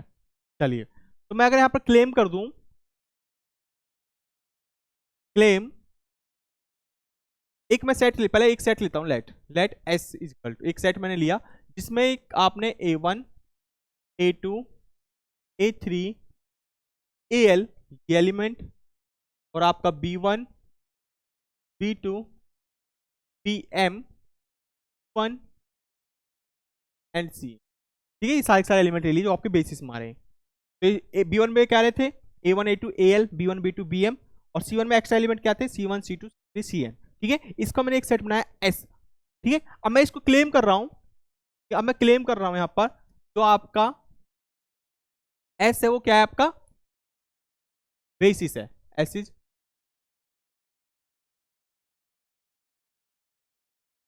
ठीक है, S क्या आपका बेसिस है। चलिए, S क्या आपका बेसिस है। बेसिस का मतलब क्या हो रहा है, क्या प्रूफ करना होता है हमें, दो कंडीशन हमें प्रूफ करना पड़ेगा कि S आपका Li है, ये आप प्रूफ करना। ठीक है, इजीली आप प्रूव कर सकते हो। और सेकंड आप प्रूव कर दोगे यहाँ पर कि जो एस है वो जनरेट कर रहा है किसको, W1 प्लस W2। ये मैं आप पर छोड़ रहा हूं, ठीक है, ये इसका सिंपल प्रूफ है, आपको मिल जाएगा। एस एल आई है और एस क्या जो जनरेट करेगा W1 प्लस W2 को जनरेट भी कर रहा है, ठीक है। S is L I and plus generate कर रहा है W1 प्लस W2 को। तो इसका मतलब क्या हो गया, इसका मतलब ये हो गया, इसका मतलब ये हो गया कि जो आपका एस एल आई भी है, एस ये बेसिस हो गया, इसका मतलब जो कार्डिनलिटी ऑफ एस होगी, ठीक है, जो कार्डिनलिटी ऑफ एस होगी वो किसके इक्वल होगी भाई, कार्डिनलिटी ऑफ एस होगी वो dimension of W1 plus W2 की इक्वल होगी।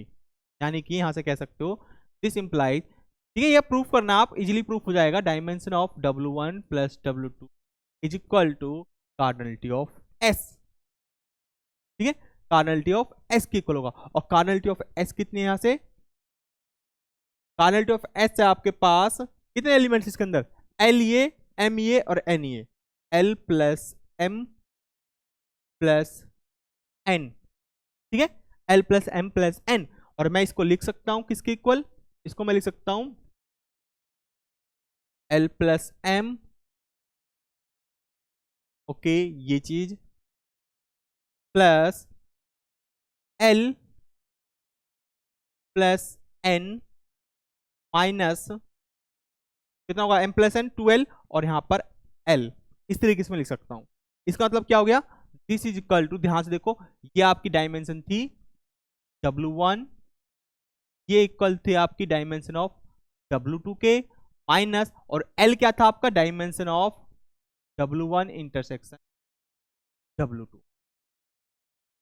भाई L प्लस एम, देखो मैंने यहां पर क्या करा है, L plus M plus N, तो इसमें मैंने एक L ऐड करा, एक L को सब्ट्रैक्ट कर दिया। जैसे ही मैंने एक L यहां पर ऐड करा, L प्लस एम तो मैंने ले लिया, N के साथ मैंने एक क्या करा प्लस L करा, तो L प्लस एन, और एक L को सब्ट्रैक्ट कर दिया माइनस L, ठीक है। तो ये क्या आई, L प्लस एम क्या थी, डायमेंशन ऑफ W1 थी, L प्लस एन क्या था, डायमेंशन ऑफ W2 था, ठीक है, एंड माइनस L क्या था, dimension of W1 intersection W2। कैसे देख सकते हो यहां पर, ये बेसिस माना था हमने, B1 मतलब क्या था, L प्लस वन, B1 मतलब बेसिस, किसका बेसिस था, ये आपका W1 का बेसिस था, यानी कि dimension of W1 cardinality of B1, तो इसके यहां से L प्लस एम आया। और सिमिलरली यहां पर B2 इजकल टू, B2 में कितनी कार्डिनलिटी बेसिस, B2 की कार्डिनलिटी कितनी है, L प्लस एन, और दिस इजकल टू B2 किसका बेसिस था, डायमेंशन ऑफ W2, ठीक है, ये चीज। एंड इंटरसेक्शन में क्या था, ये यहां से क्या आएगा, दिस इजकल टू B0 क्या था, डायमेंशन था आपका W1 इंटरसेक्शन W2, तो यहां से ये आएगा। आपको बस ये दो चीज प्रूव करनी है कि एस यहाँ पर जो आपका ये मैंने यहाँ पर कर रहा हूँ, ये आपका एल आई है और प्लस में इसको जनरेट कर रहा है, ठीक है। यहां से अब इसको कैसे प्रूव करोगे, हिंट मैं आपको दे देता हूं, देखो एस को मुझे एल आई प्रूव करना है, ठीक है, एस को मुझे क्या करना है, यहाँ पर मुझे एस को एल आई प्रूव करना है। अगर देखो तो इसमें कितने एलिमेंट्स है, दिस, चलो मैं इसको करा देता हूँ आपको, ठीक है, कंफ्यूजन नहीं रहेगी। तो मुझे एस को एल आई प्रूव करना है, तो एस को एल आई प्रूव करने के लिए मेरे पास यहाँ पर एग्जिस्ट करेंगे, ठीक है, तो मेरे पास first point S is L I, ये प्रूव कर रहा हूं मैं, ठीक है। तो मेरे पास यहां पर एक एग्जिस्ट कर रहे हैं alpha 1 A1, alpha 2 A2, alpha L AL, ए टाइप एल एलिमेंट्स है, तो इसके लिए स्केलर्स एग्जिस्ट करेंगे मेरे पास अल्फा 1 अल्फा 2 अल्फा L, ठीक है, प्लस बीटा 1, इसके लिए B1 बीटा 2 B2, ये कितने एलिमेंट मेरे पास, M एलिमेंट थे, प्लस बीटा M BM, ठीक है, plus gamma 1 1 gamma 2 T2 plus gamma N TN is equal to 0। अब मुझे क्या प्रूव करना है, तो मुझे प्रूव करना है, मुझे क्लेम करना है, फर्स्ट पॉइंट क्लेम करना है, मुझे क्लेम करना है मुझे भाई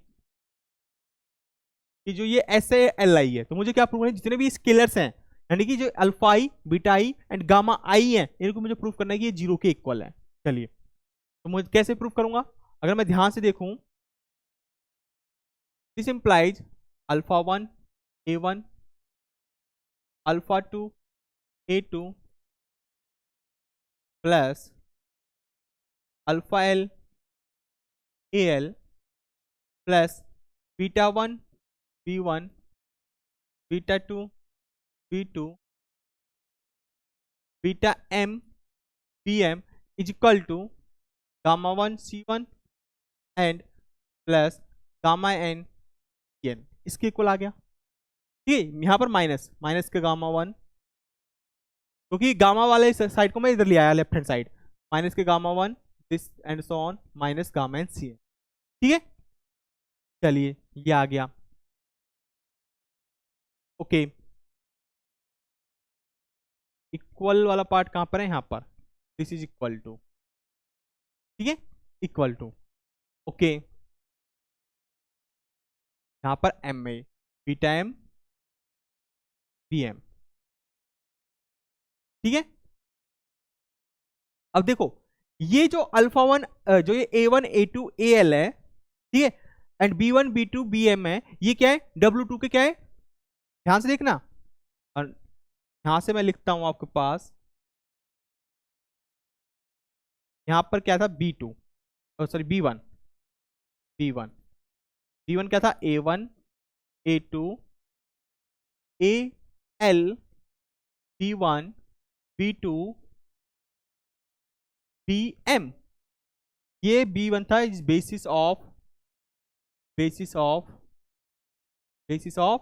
डब्ल्यू वन।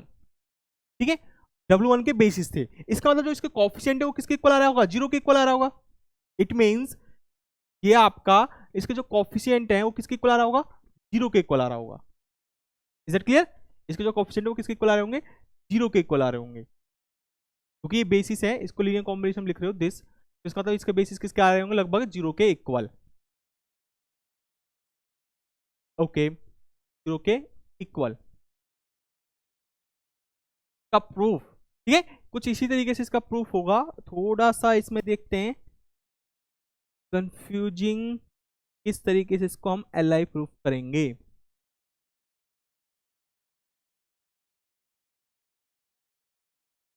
देखिए यहां पर क्या है, इस ये क्या है, B one basis of W one. ठीक है, इसका मतलब यहां से हुआ, ये ध्यान रख, ये आपको पता है, ये जो आपका एलिमेंट्स आ रहा है यहां पर, this A one A two P M, ये किसका एलिमेंट है, एक तरीके से ये आपका लीनियर कॉम्बिनेशन लिखा हुआ है किसके एलिमेंट्स का, ये आपका W one, right. W one में हमने ये एलिमेंट लिए थे, इनका लीनियर कॉम्बिनेशन लिखा हुआ है। और इसको ध्यान से देखो, ठीक है, तो यहां पर ये लिखा हुआ है माइनस दिस, ये किसका एलिमेंट लिखा हुआ है, डब्ल्यू टू का। भाई जो ये एलिमेंट है, ये लीनियर कॉम्बिनेशन किसका है, डब्ल्यू वन के एलिमेंट्स का कॉम्बिनेशन है, तो ये ऑलवेज किसके अंदर होगा, डब्ल्यू वन, क्योंकि डब्ल्यू वन अपने आप में क्या है, सब स्पेस, यानी कि एक तरीके से वेक्टर स्पेस है डब्ल्यू वन। तो जो इसका लीनियर कॉम्बिनेशन आएगा वो डब्ल्यू वन के अंदर ही बिलोंग करेगा। तो जो ये एलिमेंट्स है डब्ल्यू वन का है, और ये एलिमेंट डब्ल्यू टू का क्यों है, इसके अंदर देखो डब्ल्यू टू का बेसिस जो था, बेसिस क्या था डब्ल्यू टू के लिए, बेसिस उसके लिए बेसिस थे A one A two A L and C one C two and C N, ये एलिमेंट्स थे किसके लिए, बेसिस के लिए, जो डब्ल्यू टू का बेसिस था। ठीक है, अच्छा जी, अब इनका लीनियर कॉम्बिनेशन क्या लिखा, अगर मैं जीरो इंटू ए वन करूं, जीरो इंटू ए टू करूं, plus zero into A L minus, इसमें मैं क्या करूं, माइनस के gamma one C one minus के gamma two C two, similarly minus gamma N C N, this is equal to zero. तो मुझे ये बेसिस के एलिमेंट है, तो जो इनका लीनियर कॉम्बिनेशन होगा, यानी कि अगर लीनियर कॉम्बिनेशन इस तरीके से मैं लिखूं, स्केलर्स का जो सम है वो एल आई, क्योंकि ये एल आई है, बेसिस है, तो जो इनका लीनियर कॉम्बिनेशन है इक्वल टू मैं जीरो ले रहा हूँ। तो यहाँ पर मैं इसको क्या ले रहा हूँ, यहाँ पर जो ए वन का कोएफिशिएंट लिया मैंने वो जीरो, ए टू का कोएफिशिएंट क्या लिया जीरो, ए एल का कोएफिशिएंट लिया जीरो। ठीक है, तो एक तरीके से क्या है, ये जो बेसिस के अंदर जो एलिमेंट्स है, ठीक है, इक्वल टू जीरो छोड़ो इसको, ये लो सी एन। ठीक है, अभी इतना लो, A one A two A L C one C two C N, तो इनका जो लीनियर कॉम्बिनेशन मैं कुछ इस तरीके से लिख रहा हूं। मैंने स्टार्टिंग के जो एल वेक्टर्स हैं उसके लिए जो स्केलर्स लिए वो जीरो लिया। ठीक है, ये किसके इक्वल आएगा, इसके इक्वल है, तो डब्ल्यू टू का एलिमेंट्स ना लीनियर कॉम्बिनेशन, तो जो ये लीनियर कॉम्बिनेशन है ये किसके एलिमेंट्स का लीनियर कॉम्बिनेशन है, बी यानी कि बी टू, बेसिस जो बी टू है, यानी कि जो डब्ल्यू टू का जो बेसिस है उसके एलिमेंट्स का कॉम्बिनेशन, यानी कि जो ये कॉम्बिनेशन आएगा वो किसमें बिलोंग करेगा, डब्ल्यू टू में। ठीक है, इतना डब्ल्यू में किस तरीके से ये डब्ल्यू वन में किस तरीके से क्लियर आपको, जैसे ही आपको ये क्लियर हुआ तो यहां के बाद कुछ नहीं है। कैसे, देखो ये डब्ल्यू वन में वो डब्ल्यू टू में, क्लियर, ये डब्ल्यू वन में वो W2 में। तो इसका मतलब क्या हो गया, तो ये एलिमेंट्स हैं, ठीक है, ये W1 और ये इक्वल है किसके, W2 के एलिमेंट्स। इसका मतलब क्या हो गया, ये दोनों एलिमेंट W1 इंटरसेक्शन W2 में है।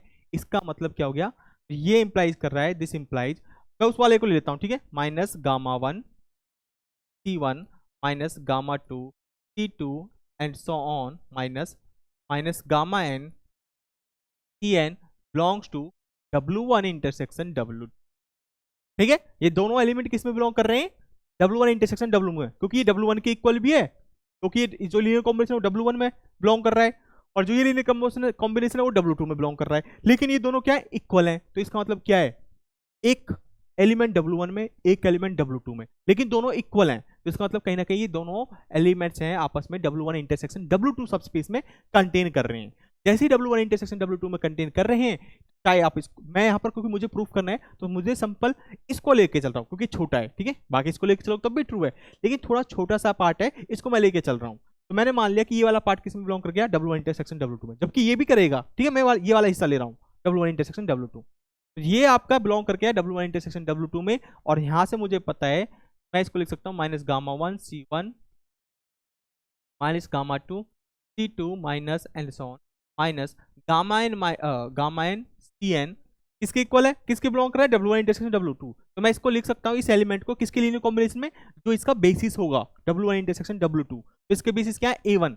तो मैं उसके लिए यहां पर क्या ले रहा हूं, A1 A2। तो उसके लिए मैं ले रहा हूं एक तरीके से, के लिए मैं यहाँ पर एक यहाँ पर ले लेते हैं हम म्यू ले लेते हैं, ठीक है, म्यू1 A1 ये स्केलर्स हैं, म्यू2 A2 plus mu n plus mu n और म्यू l AL, ठीक है, ये एलिमेंट्स।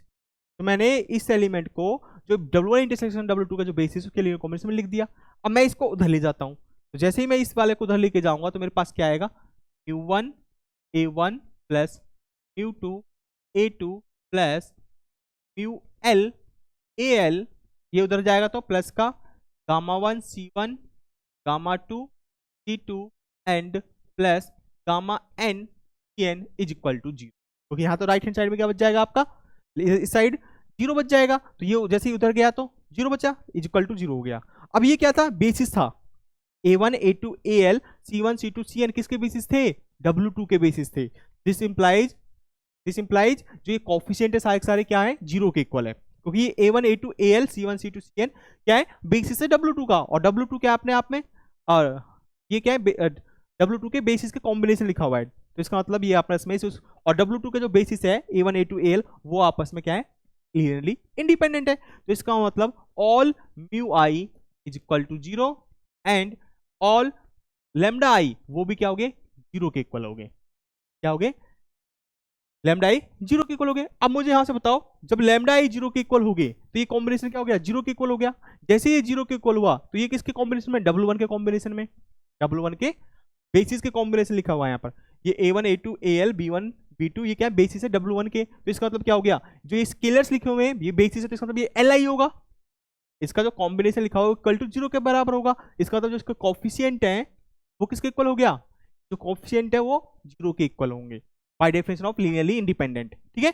जो अल्फा 1 अल्फा 2 अल्फा एल है, बीटा 1 बीटा 2 एक सारे क्या होंगे, यहां से इंप्लाइज हो जाएंगे आपके, दिस इंप्लाइज जो अल्फा आई और बीटा आई हैं वो सभी के सभी 0 होंगे। तो थस ऑल स्केलर्स आर 0। तो इस तरीके से ऑल स्केलर्स आर 0, सभी के सभी स्केलर्स क्या होंगे, 0 हो गए।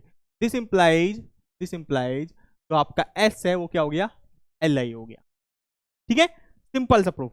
एक बार रिकॉल कर लेते हैं, देखो यहां तक आपको ये अगर मैं ये प्रूफ कर दूं ये Li और जो S है वो W1 प्लस W2 को जनरेट कर रहा है, तो आप इसको प्रूव कर सकते हो कि ये इसके इक्वल है, ठीक है। अब मैंने आपको इस पर छोड़ा था कि आप इसको प्रूव करना, लेकिन फिर भी मैं आपको करा देता हूँ कि थोड़ा कॉम्प्लिकेटेड है, इसलिए मैंने आपको प्रूव करा दिया कि S Li कैसे है। तो यहाँ पर S क्या आपने लिया, S यहाँ पर आपको पता ही क्या है ये, ठीक है। इसको आपको Li दिखाना तो आपको क्या दिखाना पड़ेंगे कि जितने भी स्केलर्स हैं alpha 1 alpha 2 beta 1 beta 2 beta m and gamma 1 gamma 2 gamma n ये सारे क्या है, 0 के इक्वल है, ठीक है। ये आपको प्रूफ करना है। अब मैंने यहां पर देखा इस गामा 1 को मैं इस साइड लेके गया, ठीक है। इस जैसे ही मैं इसको इस साइड लेके गया, ठीक है, ये आपका W1 में बिलोंग कर रहा है। क्यों? क्योंकि सब A1 A2 क्या है, आपके बेसिस है इसके W1 के, राइट। बीटा ये B1 B2 Bn and A1 A2 AL ये सारे क्या W1 के जो आपका बेसिस होगा उसका B1 उसके एलिमेंट्स हैं। तो जो उसका एलिमेंट्स के आप लीनियर कॉम्बिनेशन ले रहे हो एक तरीके से, तो जो उसका लीनियर कॉम्बिनेशन वो किस में बिलोंग करेगा, W1 में बिलोंग करेगा, क्योंकि W1 सब स्पेस है, ठीक है। और यहाँ पर जो C1 Cn है इसको आप यहाँ में 0 टाइम्स A1 0 टाइम्स A2 इसमें ऐड कर दोगे तो ये क्या हो गया, अगेन ये जो लीनियर कॉम्बिनेशन आएगा वो किसके बेसिस का है, W1 के W2 के बेसिस का, ठीक है, यानी कि B2, तो B2 आपका बेसिस है, उसके लीनियर कॉम्बिनेशन लिखा है और वो किस में बिलोंग करेगा, W2 में। और ये दोनों क्या है, इक्वल है यहाँ पर। तो ये दोनों इक्वल है, मतलब क्या है, ये दोनों एलिमेंट कहीं ना कहीं W1 इंटरसेक्शन W2 में बिलोंग कर रहे हैं। तो मैंने ये वाला पार्ट ले लिया कि ये W1 इंटरसेक्शन W2 में बिलोंग कर रहा है। जैसे ही W1 इंटरसेक्शन W2 में बिलोंग कर रहा है तो इसका मतलब क्या है, इसको मैं, ये अपने आप में एक एलिमेंट है कॉम्बिनेशन, इस एलिमेंट को मैं W1 इंटरसेक्शन W2 में जो बेसिस है उसके एलिमेंट के कॉम्बिनेशन में लिख सकता हूँ। ठीक है, ये लिख दिया। जैसे मैंने इसमें लिखा, इस वाले को मैं उधर लेके गया तो ये इक्वल टू 0 हो गया। अब ये इक्वल टू 0 है और ये क्या है यहाँ पर A1 A2 AL C1 C2 Cn, ये क्या है, बेसिस के एलिमेंट है। और कौन से बेसिस के एलिमेंट है, ये आपके W2 बेसिस के एलिमेंट है। तो इसका मतलब क्या है, इसका जो कोफिशिएंट है, क्योंकि 0 के इक्वल है, इसका जो कोफिशिएंट है वो क्या है, इसके जो कोफिशिएंट होंगे वो 0 के इक्वल होंगे सारे के सारे कोफिशिएंट, क्योंकि ये बेसिस के एलिमेंट्स हैं यहाँ। और बेसिस यानी कि Li है और ये वेक्टर्स आपस में Li है, तो इसका मतलब क्या है, जो उसका कोफिशिएंट है वो सभी के सभी 0 होंगे, यानी कि सारे के सारे म्यू आई, सारे के सारे लैम्डा आई। म्यू का मतलब म्यू1 से लेकर म्यू एल तक, और लैम्डा आई का मतलब लैम्डा 1 से लेकर लैम्डा n तक, ये सभी के सभी क्या आपके 0 के इक्वल है। ठीक है, लैम्डा बोलो एक गामा, ये जो भी है 0 के इक्वल है। जैसे ये 0 के इक्वल हो गए, इसका मतलब ये वाला कॉम्बिनेशन आपका, क्योंकि गामा 1 गामा 2 आप फाइंड कर चुके हो, क्या है आपका 0 आ गया है, तो ये 0 के इक्वल हो गया। अब ये जो W1 था आपका, ये क्या है, B1 के जो बेसिस था उसके लिए कॉम्बिनेशन में लिखा हुआ है, तो इसका मतलब क्या हो गया, आपके जो ये alpha 1 alpha 2 alpha L beta 1 beta M तक जो है स्केलर्स हैं, ये भी क्या हो गया आपके 0 हो गए, बिकॉज क्योंकि ये आपके बेसिस, यानी कि ये A1 A2 AL B1 B2 BM ये कैसे वेक्टर्स अपने आप में Li हैं, तो इस तरीके से इसके जो स्केलर्स हैं वो भी क्या हो गए 0 के इक्वल। इसका मतलब आपने प्रूव कर दिया कि सारे के सारे यहाँ पर जो आपके स्केलर्स हैं वो सभी क्या हो गए 0 के इक्वल हो गए, तो इसका मतलब SLI हो गया। ठीक है, अब उसी तरीके से आपको प्रूव करना है सेकंड, ये आप खुद प्रूव कर लेना, ठीक है। सेकंड वाला कि जो S है वो जनरेट कर रहा है किसको, जो S है जनरेट कर रहा है W1 प्लस W2 को। इस सिंपल, आप कोई भी एलिमेंट उठाओ, हिंट मैं दे देता हूं कैसे प्रूव करोगे। कोई भी एलिमेंट उठाओ, let x belongs to W1 plus W2, ठीक है। और x इज दैट इज, इसका मतलब क्या हुआ, x को आप लिख सकते हो x1 plus x2, where x1 belongs to W1 x2 belongs to W2। यानी कि आपको इसके हर एक एलिमेंट को S के जितने एलिमेंट्स उसके लीनियर कॉम्बिनेशन में दिखा दिया आपने। अगर आप इसके हर एक एलिमेंट को S के में जो वेक्टर्स हैं उसके लीनियर कॉम्बिनेशन में लिख पा रहे हो, तो इसका मतलब S क्या कर रहा है, इसको जनरेट कर रहा है। बस यही लिखना है आपको, x1 W1 से बिलोंग कर रहा है, यहाँ पर x लिखा आपने, x1 W1 में कौन कौन से एलिमेंट है, W1 मतलब इसके बेसिस में कौन कौन से एलिमेंट है, तो बेसिस में एलिमेंट है इसके, x को लिख सकते हो आप A1 यानी कि alpha 1 A1 alpha 2 A2 plus alpha L AL plus उस तरीके से beta 1 B1 beta 2 B2 plus beta N beta M BM plus plus gamma 1 C1 plus gamma N CN, इसके लिए कॉम्बिनेशन लिख दिया आपने, ठीक है। और इसमें आपके पास वो भी आ रहा है, x2 कहां से आ चाहिए, W2 से, तो इसको मैं इस तरीके से लिख सकता हूं, अल्फा 1 A2 और यहां पे मैं लिख रहा हूं, चलो यहां ले लेता हूं मैं, lambda 1 A1 lambda 2 this plus lambda L AL plus gamma 1 C1 plus gamma N CN, ठीक है। ये आपका आ गया। अब यहां से यहां तक आपका आया W1 का एलिमेंट, W1 में बिलोंग कर रहा है, और ये गामा लैम्डा 1 से लेकर गामा 1 तक ये आपका W2 का एलिमेंट। अब इसको आप सिंप्लीफाई कर सकते हो, सिंपल अल्फा 1 A1 और वहां से गामा 1, तो इसको ले लो अल्फा 1 क्या लिया lambda 1, alpha 1 lambda 1, this is A1 alpha 2 minus lambda 2, this is A2 plus यहां लिखो भैया alpha L minus lambda L AL plus beta 1 B1 plus beta M BM plus gamma 1 C1 plus gamma N CN। तो इस तरीके से आपने x जो कि रैंडमली आ रहा था कहां से, W1 प्लस W2 से, उसके हर एक एलिमेंट को आपने किस में लिख दिया, A1 A2 AL B1 B2 BM C1 C2 CN की फॉर्म में। तो दिस इंप्लाइज, ये क्या इंप्लाइज करता है, ये इंप्लाइज करता है, दिस इंप्लाइज यहां कह सकते हो thus every x belongs to W1 plus W2 can be written as a linear can be written as a linear combination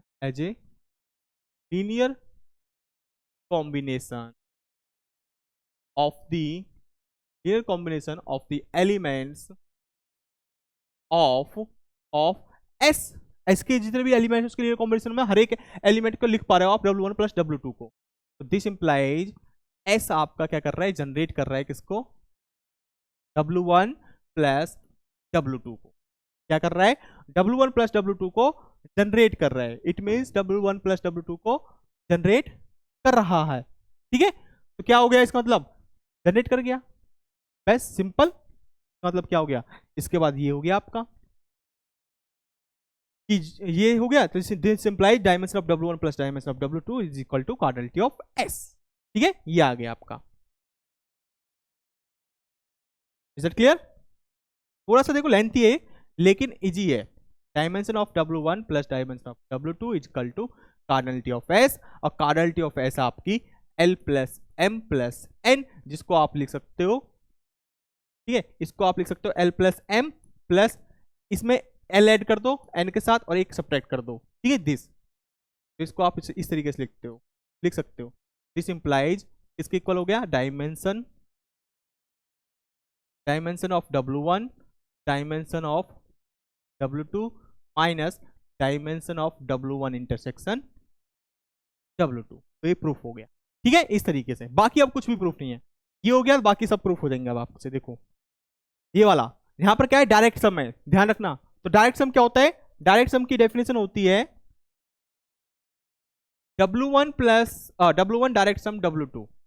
ठीक है, इसका मतलब क्या होता है, ये किस तरीके से डिफाइन होता है, इसके पास आपके पास दो चीज कंडीशन होती है, क्या, W1 plus W2 and W1 intersection W2 क्या होता है आपका सिंगलटन सेट 0। ठीक है, W1 ये किसका होता है, ये किसके इक्वल होता है, W1 plus W2 and W1 intersection W2, this direct sum इसको कहते हैं।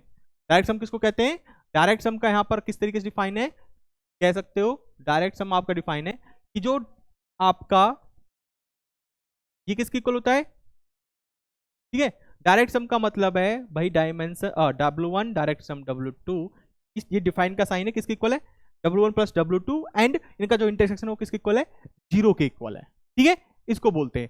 अच्छा, अभी इंटरसेक्शन इसकी डायमेंशन कितनी होगी, dimension of W1 plus dimension of W2।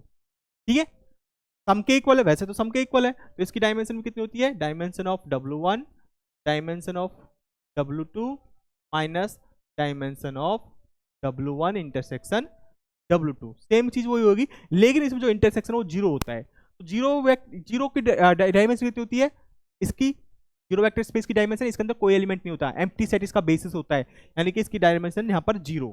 तो this implies dimension of W1 dimension of W2 minus 0। तो this implies dimension of W1 plus dimension of W2। Is that clear? तो किसके इक्वल हो गया, dimension of W1 plus dimension of W2। Direct sum की जो dimension होती है वो किसके इक्वल होती है, dimension of W1 plus dimension of W2, minus इसमें से हट जाता है क्यों हट जाता है? क्योंकि इसमें जो इंटरसेक्शन होता है वो किसके इक्वल होता है? जीरो सेट के इक्वल होता है, और जीरो सेट का जो बेसिस होता है वो एम्प्टी सेट होता है और उसके अंदर कोई एलिमेंट नहीं होता है। ठीक है, चलिए वेरी गुड। अब आते हैं नेक्स्ट पर, इसमें सी पर। Dimension of W1 plus W2 less than equal to dimension of W1 plus dimension of W2। ये किस तरीके से ट्रू है भाई, कोई बताएगा? देखो सिंपल प्रूफ है इसका भी। हमें पता है कि dimension of W1 plus W2 हम ही प्रूफ कर चुके हैं कि किसकी इक्वल होती है भाई? ये इक्वल होती है आपकी dimension of W1 and dimension of W2 minus dimension of W1 intersection W2, इसकी इक्वल होती है। अब देखो इसका जो सम का जो डायमेंशन है वो किसकी इक्वल है? Dimension of W1 plus dimension of W2, और इन दोनों में से जब आप सब्ट्रैक्ट करते हो, कुछ ना कुछ इसमें से घटा रहे हो, तब ये इक्वल आता है। अगर मैं इस घटाने वाले को हटा देता हूं तो इसका मतलब क्या हो जाएगा? Dimension of W1 plus dimension of W2 है वो ऑलवेज क्या होगी? ऑलवेज। ठीक है, इसमें से कुछ घटा रहे हो तब ये इक्वल हो रहा है, इसका मतलब जो डायमेंशन ऑफ W1 है वो बड़ी होगी। Dimension of W1 plus dimension of W2, समझ रहे हो? जैसे मान चलो मैं यहां पर लिख देता हूं 7, यहां पर लिख देता हूं मैं 5 प्लस 1 माइनस 1। ठीक है, फॉर एग्जाम्पल के लिए, फॉर एग्जाम्पल देखो अब मैं 7 को लिख रहा हूं, सॉरी 7 को मैं लिख रहा हूं यहां पर 5 प्लस 1 6, यहां लिख रहा हूं 6 प्लस 2, इस तरीके से 6 प्लस 2 8, 8 माइनस 1 7। अब मुझे बताओ अगर मैं यहां पर ये लिख देता हूं 6 प्लस 2, कोई फर्क पड़ेगा? ये ऑलवेज बड़ा ही तो है भाई, ये प्लस का साइन ये प्लस साइन, इसमें से जब मैं कुछ घटा रहा हूं तब ये 7 के इक्वल आ रहा है। जैसे ही मैं इस टर्म को यहां से रिमूव कर देता हूं तो जो यहां पर जो टर्म बचेगी वो ऑलवेज क्या होगी? बड़ी होगी। ठीक है, इस तरीके से 7 is always less than equal to 6 plus 2, equal भी हो सकती है ऐसा कुछ नहीं है, लेकिन लेस देन इक्वल टू होगा हमेशा। ठीक है, क्योंकि हो सकता है इसकी इंटरसेक्शन की जो डायमेंशन वो 0 की इक्वल हो सकता है दोनों में कुछ कॉमन ना आ रहा हो। ठीक है, ये भी हो सकता है, इसलिए जब ये डायमेंशन 0 हो जाएगी तब यहां पर ये इक्वल हो जाएगा। ठीक है, लेकिन इस केस में ये, इज दैट क्लियर? ये वाला। चलिए अब ये देखो W1 is the subspace of W1 plus W2, true होता है। ठीक है, आप प्रूफ करना क्या W1 इज द सबस्पेस होता है W1 प्लस W2 का? बिल्कुल होता है। W2 is also the subspace of W1 plus W2, ये भी सबस्पेस होता है। देन तो जो dimension of W1 plus W2 है, ठीक है, तो देखो ये तो सिंपल है, सबस्पेस की प्रॉपर्टी है, तो इसका मतलब क्या है? तो W1 क्या हो गया? Dimension of W1 always less than equal to dimension of W1 plus W2 होगी। ठीक है, और W2 सबस्पेस है W1 प्लस W2 का, तो यहां से क्लियर है कि डायमेंशन ऑफ W2 क्या होगी? Less than equal to dimension of W1 plus W2। Concept यहां पर क्या यूज होगा? कंसेप्ट यहां पर यूज हो रहा है भाई आपका ये वाला, if W is the subspace of V, ठीक है, W क्या सबस्पेस है V का, then dimension of W is always less than equal to vector space होगा उसकी डायमेंशन। ठीक है, यहाँ पर W का मतलब क्या हो गया? W1, और V का मतलब यहाँ पर क्या है? W1 plus W2। ठीक है, उससे यहाँ पर डायरेक्ट रिजल्ट आ रहा है। कंसेप्ट ये, अगर W V का सबस्पेस है तो always dimension of W2 less than equal to dimension of V होता है। ठीक है, ये हम पढ़ चुके हैं, तो ये पॉइंट यहाँ पर है। अब नेक्स्ट पॉइंट क्या कर रहा है कि जो dimension of W1 intersection W2 है, ठीक है, क्या कर रहा है? Dimension of W1 intersection W2, ये चीज थी यहाँ पर। ओके, इस पॉइंट में क्या था? दिस, ठीक है। अब यहां पर क्या दिख रहा है? हम dimension of W1 intersection W2 के बारे में बात कर रहे हैं। चलिए कोई बात नहीं, इसको देखते हैं किस तरीके से प्रूफ करते हैं। अच्छा देखो यहाँ सिंपल प्रूफ है इसका। W1 क्या होता है? W1 इंटरसेक्शन W2, वो सबस्पेस होता है W1 का। ठीक है, W1 इंटरसेक्शन W2 वो क्या होता है? सबस्पेस होता है W2 का। तो यहां से क्या इंप्लाइज होगी? डायमेंशन होगी W1 इंटरसेक्शन W2 की, वो ऑलवेज क्या होगी? लेस देन इक्वल टू होगी डायमेंशन ऑफ, ठीक है, जो ये लेस देन साइन है इसका मतलब क्या? सबस्पेस, क्योंकि सेट की फॉर्म में लिखा हुआ है डायमेंशन ऑफ W1। यहां से क्या इंप्लाइज होगा? Dimension of W1 intersection W2 is less than equal to dimension of W2। ये क्या होगा? डायमेंशन ऑफ W2 से छोटा होगा। ठीक है, चलिए इतना क्लियर है आपको। अब मुझे बताओ कि जो आपकी डायमेंशन ऑफ W1 इंटरसेक्शन इससे भी छोटा है और इससे भी छोटा है, तो इन दोनों में जो कम से कम जो मिनिमम होगा उससे भी तो छोटा होगा ना। ठीक है, तो यहां से क्या कैलकुलेशन निकलता है? यहां से दिस इंप्लाइज ये करता है कि जो dimension of W1 intersection W2 होगा वो W1 से भी छोटा है, W1 की जो डायमेंशन उससे भी छोटा है, W2 की जो डायमेंशन है उससे भी छोटा है। अगर इन दोनों में से मान चलो कोई जो कम होगा उससे भी क्या होगा? छोटा होगा। This implies minimum of dimension W1, dimension of W2 में से क्योंकि इससे भी छोटा है, इससे भी छोटा है, इनमें से इन दोनों में से जो छोटा होगा उससे भी छोटा होगा। मान लो इसकी डायमेंशन W1 कितनी 3 है, डायमेंशन ऑफ W2 कितनी 4 है, तो इसकी जो dimension of W1 intersection W2 है क्योंकि वो 3 से भी छोटा है 4 से भी छोटा है, तो इन दोनों में मिनिमम कौन सा 3, तो 3 से भी तो छोटा होगा ही ना ऑब्वियसली, तो वही चीज यहाँ पर लिखी है। तो minimum of dimension of W1 comma dimension of W2। ठीक है, चलिए ये हो गया हमारे पास। अच्छा, तो एक चीज तो यहाँ से ये वाला पार्ट तो आ गया आपका राइट हैंड साइड वाला पार्ट तो ये आ गया हमारे पास। अब हमें प्रूफ करना है अपर साइड वाला पार्ट। अच्छा, अपर साइड वाला कैसे होगा, देखो हमें क्लियर पता है dimension of W1 plus W2 is equal to होता है dimension of W1 plus dimension of W2 minus dimension of W1 intersection W2, इतना होता है। ठीक है, अब इसको मैं इधर ले जाता हूं उसको उधर, तो ये क्या इंप्लाइज करेगा, ये इंप्लाइज करेगा dimension W1 intersection W2 is equal to dimension of W1 dimension of W2 minus dimension of W1 plus W2। ठीक है, इस माइनस वाले को मैं इधर लेके आया, प्लस का हुआ, फिर यहां पर ये वाला उधर ले गया, तो ये हो गया। अब मुझे बताओ जैसे जैसे ये बढ़ेगा डायमेंशन W1 प्लस W2 की जितनी ज्यादा बड़ी होगी उतनी ही इसकी डायमेंशन कितनी होगी, कम होगी। ठीक है, और इंटरसेक्शन की जो डायमेंशन वो मिनिमम कितनी हो सकती है, 0। तो यहां पर क्लेम होगा देर नाउ, यहां पर हम कह सकते हैं तो डायमेंशन जो होगी W1 इंटरसेक्शन W2 वो ऑलवेज क्या होगा, इक्वल टू होगा, या इक्वल टू कह लो, बड़ी होगी always, greater than equal to maximum of 0, क्योंकि dimension of W1 intersection W2 या तो 0 होगी, ठीक है, ग्रेटर देन इक्वल टू इनमें से जो मैक्सिमम हो, कभी नेगेटिव तो हो नहीं सकती। ठीक है, क्योंकि बेसिस की कार्डिनलिटी कभी नेगेटिव नहीं होती, हमेशा तो 0 होगी या फिर किसके इक्वल होगी, या फिर वो इसके इक्वल होगी। ठीक है, इसके इक्वल होगी dimension of W1 plus dimension of W2। ठीक है, और ये W1 प्लस W2 किसके मैक्सिमम किसके इक्वल हो सकता है, जितना ये मैक्सिमम होगा उतना ही ये मिनिमम होगा। क्यों मिनिमम होगा ये, क्योंकि इसकी जितनी मैक्सिमम वैल्यू होगी ये आप सबट्रैक्ट करोगे, घटाओगे, तो जब घटाओगे तो ये कम होता चला जाएगा। ठीक है, तो ये मैक्सिमम W1 प्लस W2 की डायमेंशन किसके इक्वल हो सकती है, वो हो सकती है डायमेंशन ऑफ B के इक्वल, जो आपका एक्चुअल वेक्टर स्पेस होगा। ठीक है, इस तरीके से। ठीक है, तो फ्रॉम फर्स्ट एंड सेकंड से ये ट्रू हो जाएगा, फ्रॉम फर्स्ट और ये सेकंड। तो फ्रॉम फर्स्ट एंड सेकंड से हम कह सकते हैं कि जो dimension of W1 intersection W2 है वो लेस देन इक्वल टू क्या है, ये हमेशा छोटी है किससे, इससे, लेकिन बड़ी किससे है, ऑलवेज बड़ी है मैक्सिमम से। तो ये वाला आपका आ गया, तो प्रूफ हो गया। ठीक है, ये प्रूफ हो जाएगा फ्रॉम फर्स्ट एंड सेकंड से। चलिए यहां लिख सकते हो from first and second we get the result, हमें रिजल्ट मिल जाएगा भाई। ठीक है, प्रूफ ये सिंपल सा है इसका। Is it clear? चलिए, सिंपल सा प्रूफ है, कुछ नहीं है, सारे जो चीज हमने पढ़ी है उन्हीं का रिकॉल यूज कर रहे हैं हम।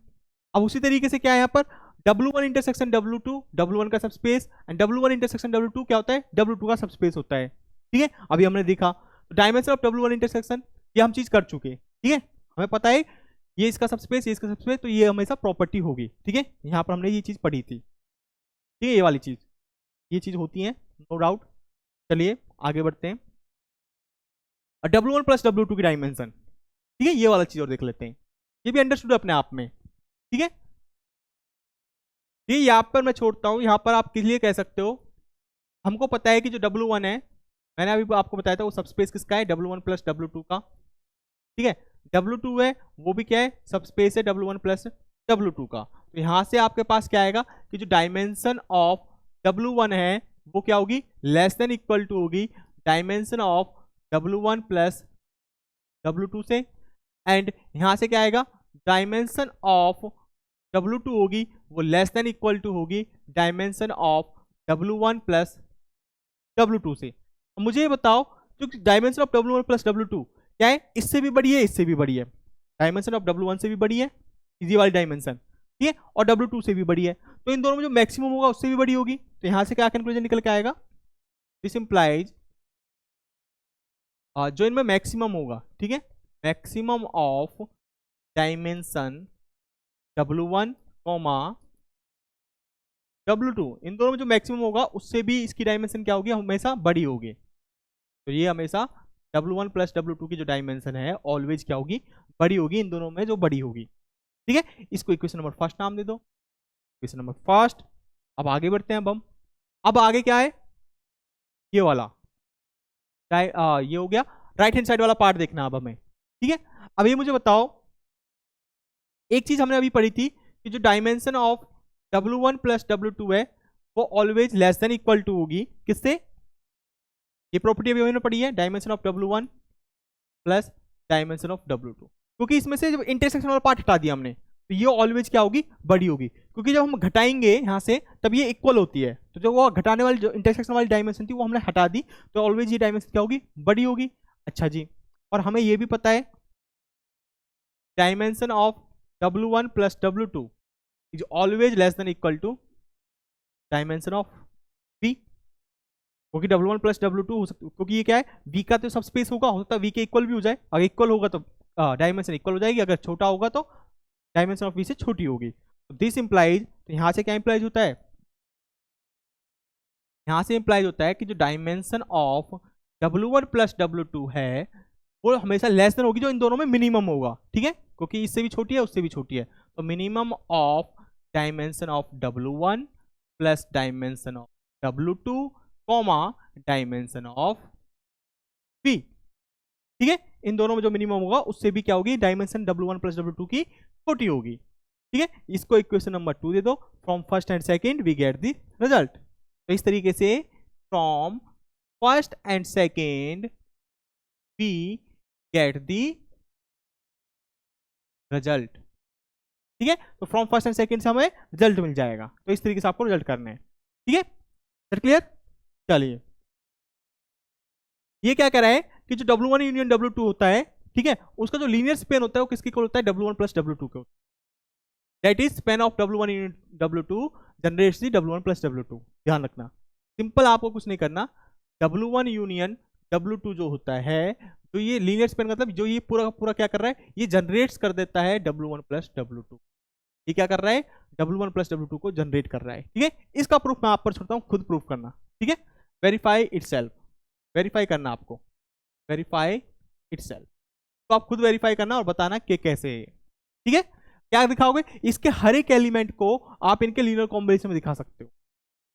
W1 प्लस W2 के हर एक एलिमेंट को आप किस फॉर्म में लिख पाओ, W1 यूनियन W2 में, यानी कि W1 में जो बेसिस है, W2 का जो बेसिस है वो W1 यूनियन W2 का बेसिस बनेगा, और उसके हर एक एलिमेंट, W1 प्लस W2 के हर एक एलिमेंट को आप W1 यूनियन W2 के जितने भी एलिमेंट है उसके लीनियर कॉम्बिनेशन में लिख पा रहे हो, तो इसका मतलब W1 यूनियन W2 क्या कर रहा है, इस W1 प्लस W2 को जनरेट कर रहा है और करता है। ठीक है, ये आप प्रूफ करना। चलिए, होमवर्क क्या है, तो मैंने आपको प्रॉपर्टी लिखवाई है, इनके बेस पर आपको क्वेश्चंस करने हैं। ठीक है, डू सर्च करना कहीं से भी, ठीक है, जो भी आप बुक्स लेते हो कहीं भी, स्टैंडर्ड बुक्स, ठीक है, फ्रीडबर्ग की बुक्स लेना, उसमें से क्वेश्चंस करना, do questions on these property, do questions on these properties.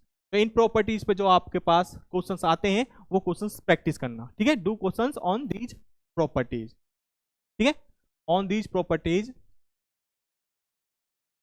From the standard books. ठीक है, from the standard books, standard book कोई भी फॉलो करना, आपको जो भी बुक आप फॉलो कर रहे हो उसमें जो भी आपके बेसिस एंड डायमेंशन के ऊपर जो प्रॉपर्टी पे क्वेश्चन आते हैं वो आप वहां से देखना। ठीक है, और इन प्रॉपर्टी का यूज करना, आपसे क्वेश्चन बन जाएंगे। ठीक है, ये आपको करना है। चलिए, तो हमने आज तरीके से एक तरीके से क्या पढ़ा, property and results on basis and dimension, ये हमने आज टॉपिक कवर किया है। ठीक है, क्लास थोड़ी लेंथी हो गई है, मैंने सोचा था जल्दी हो जाएगा कवर, लेकिन मुझको समझाने में टाइम लग गया, कोई बात नहीं, लेकिन आप क्वेश्चन प्रैक्टिस करना। ठीक है, नेक्स्ट क्लास होगी तो उसमें 2-4 क्वेश्चन मैं लेके आऊंगा, फिर उसके बाद नेक्स्ट टॉपिक हम स्टार्ट करेंगे। राइट, जो हमारी लीनियर अलजेब्रा की क्लास नंबर 6 होगी उसमें हम थोड़े बहुत क्वेश्चन प्रैक्टिस करेंगे बेसिस एंड डायमेंशन के ऊपर। ठीक है, और इन्हीं प्रॉपर्टी का हम यहाँ पर यूज करते हुए दिखेंगे। ठीक है, तो प्रैक्टिस करना है अच्छे से को, इन जो अभी आपको मैंने यहाँ पर प्रॉपर्टीज एंड रिजल्ट दिखवाए हैं वो आपके माइंड में क्लियर होने चाहिए। ठीक है, अच्छे से इनको समझना और इन पे 1-2-4 क्वेश्चन आप खुद से प्रैक्टिस करना, और फिर मैं आपको एक यहाँ पर क्वेश्चंस कराऊंगा 2-4। ठीक है, चलिए, तो आज के क्लास को यहीं स्टॉप करते हैं, फिजिक्स वाला के साथ पढ़ते रहिए और आगे बढ़ते रहिए। Thank you.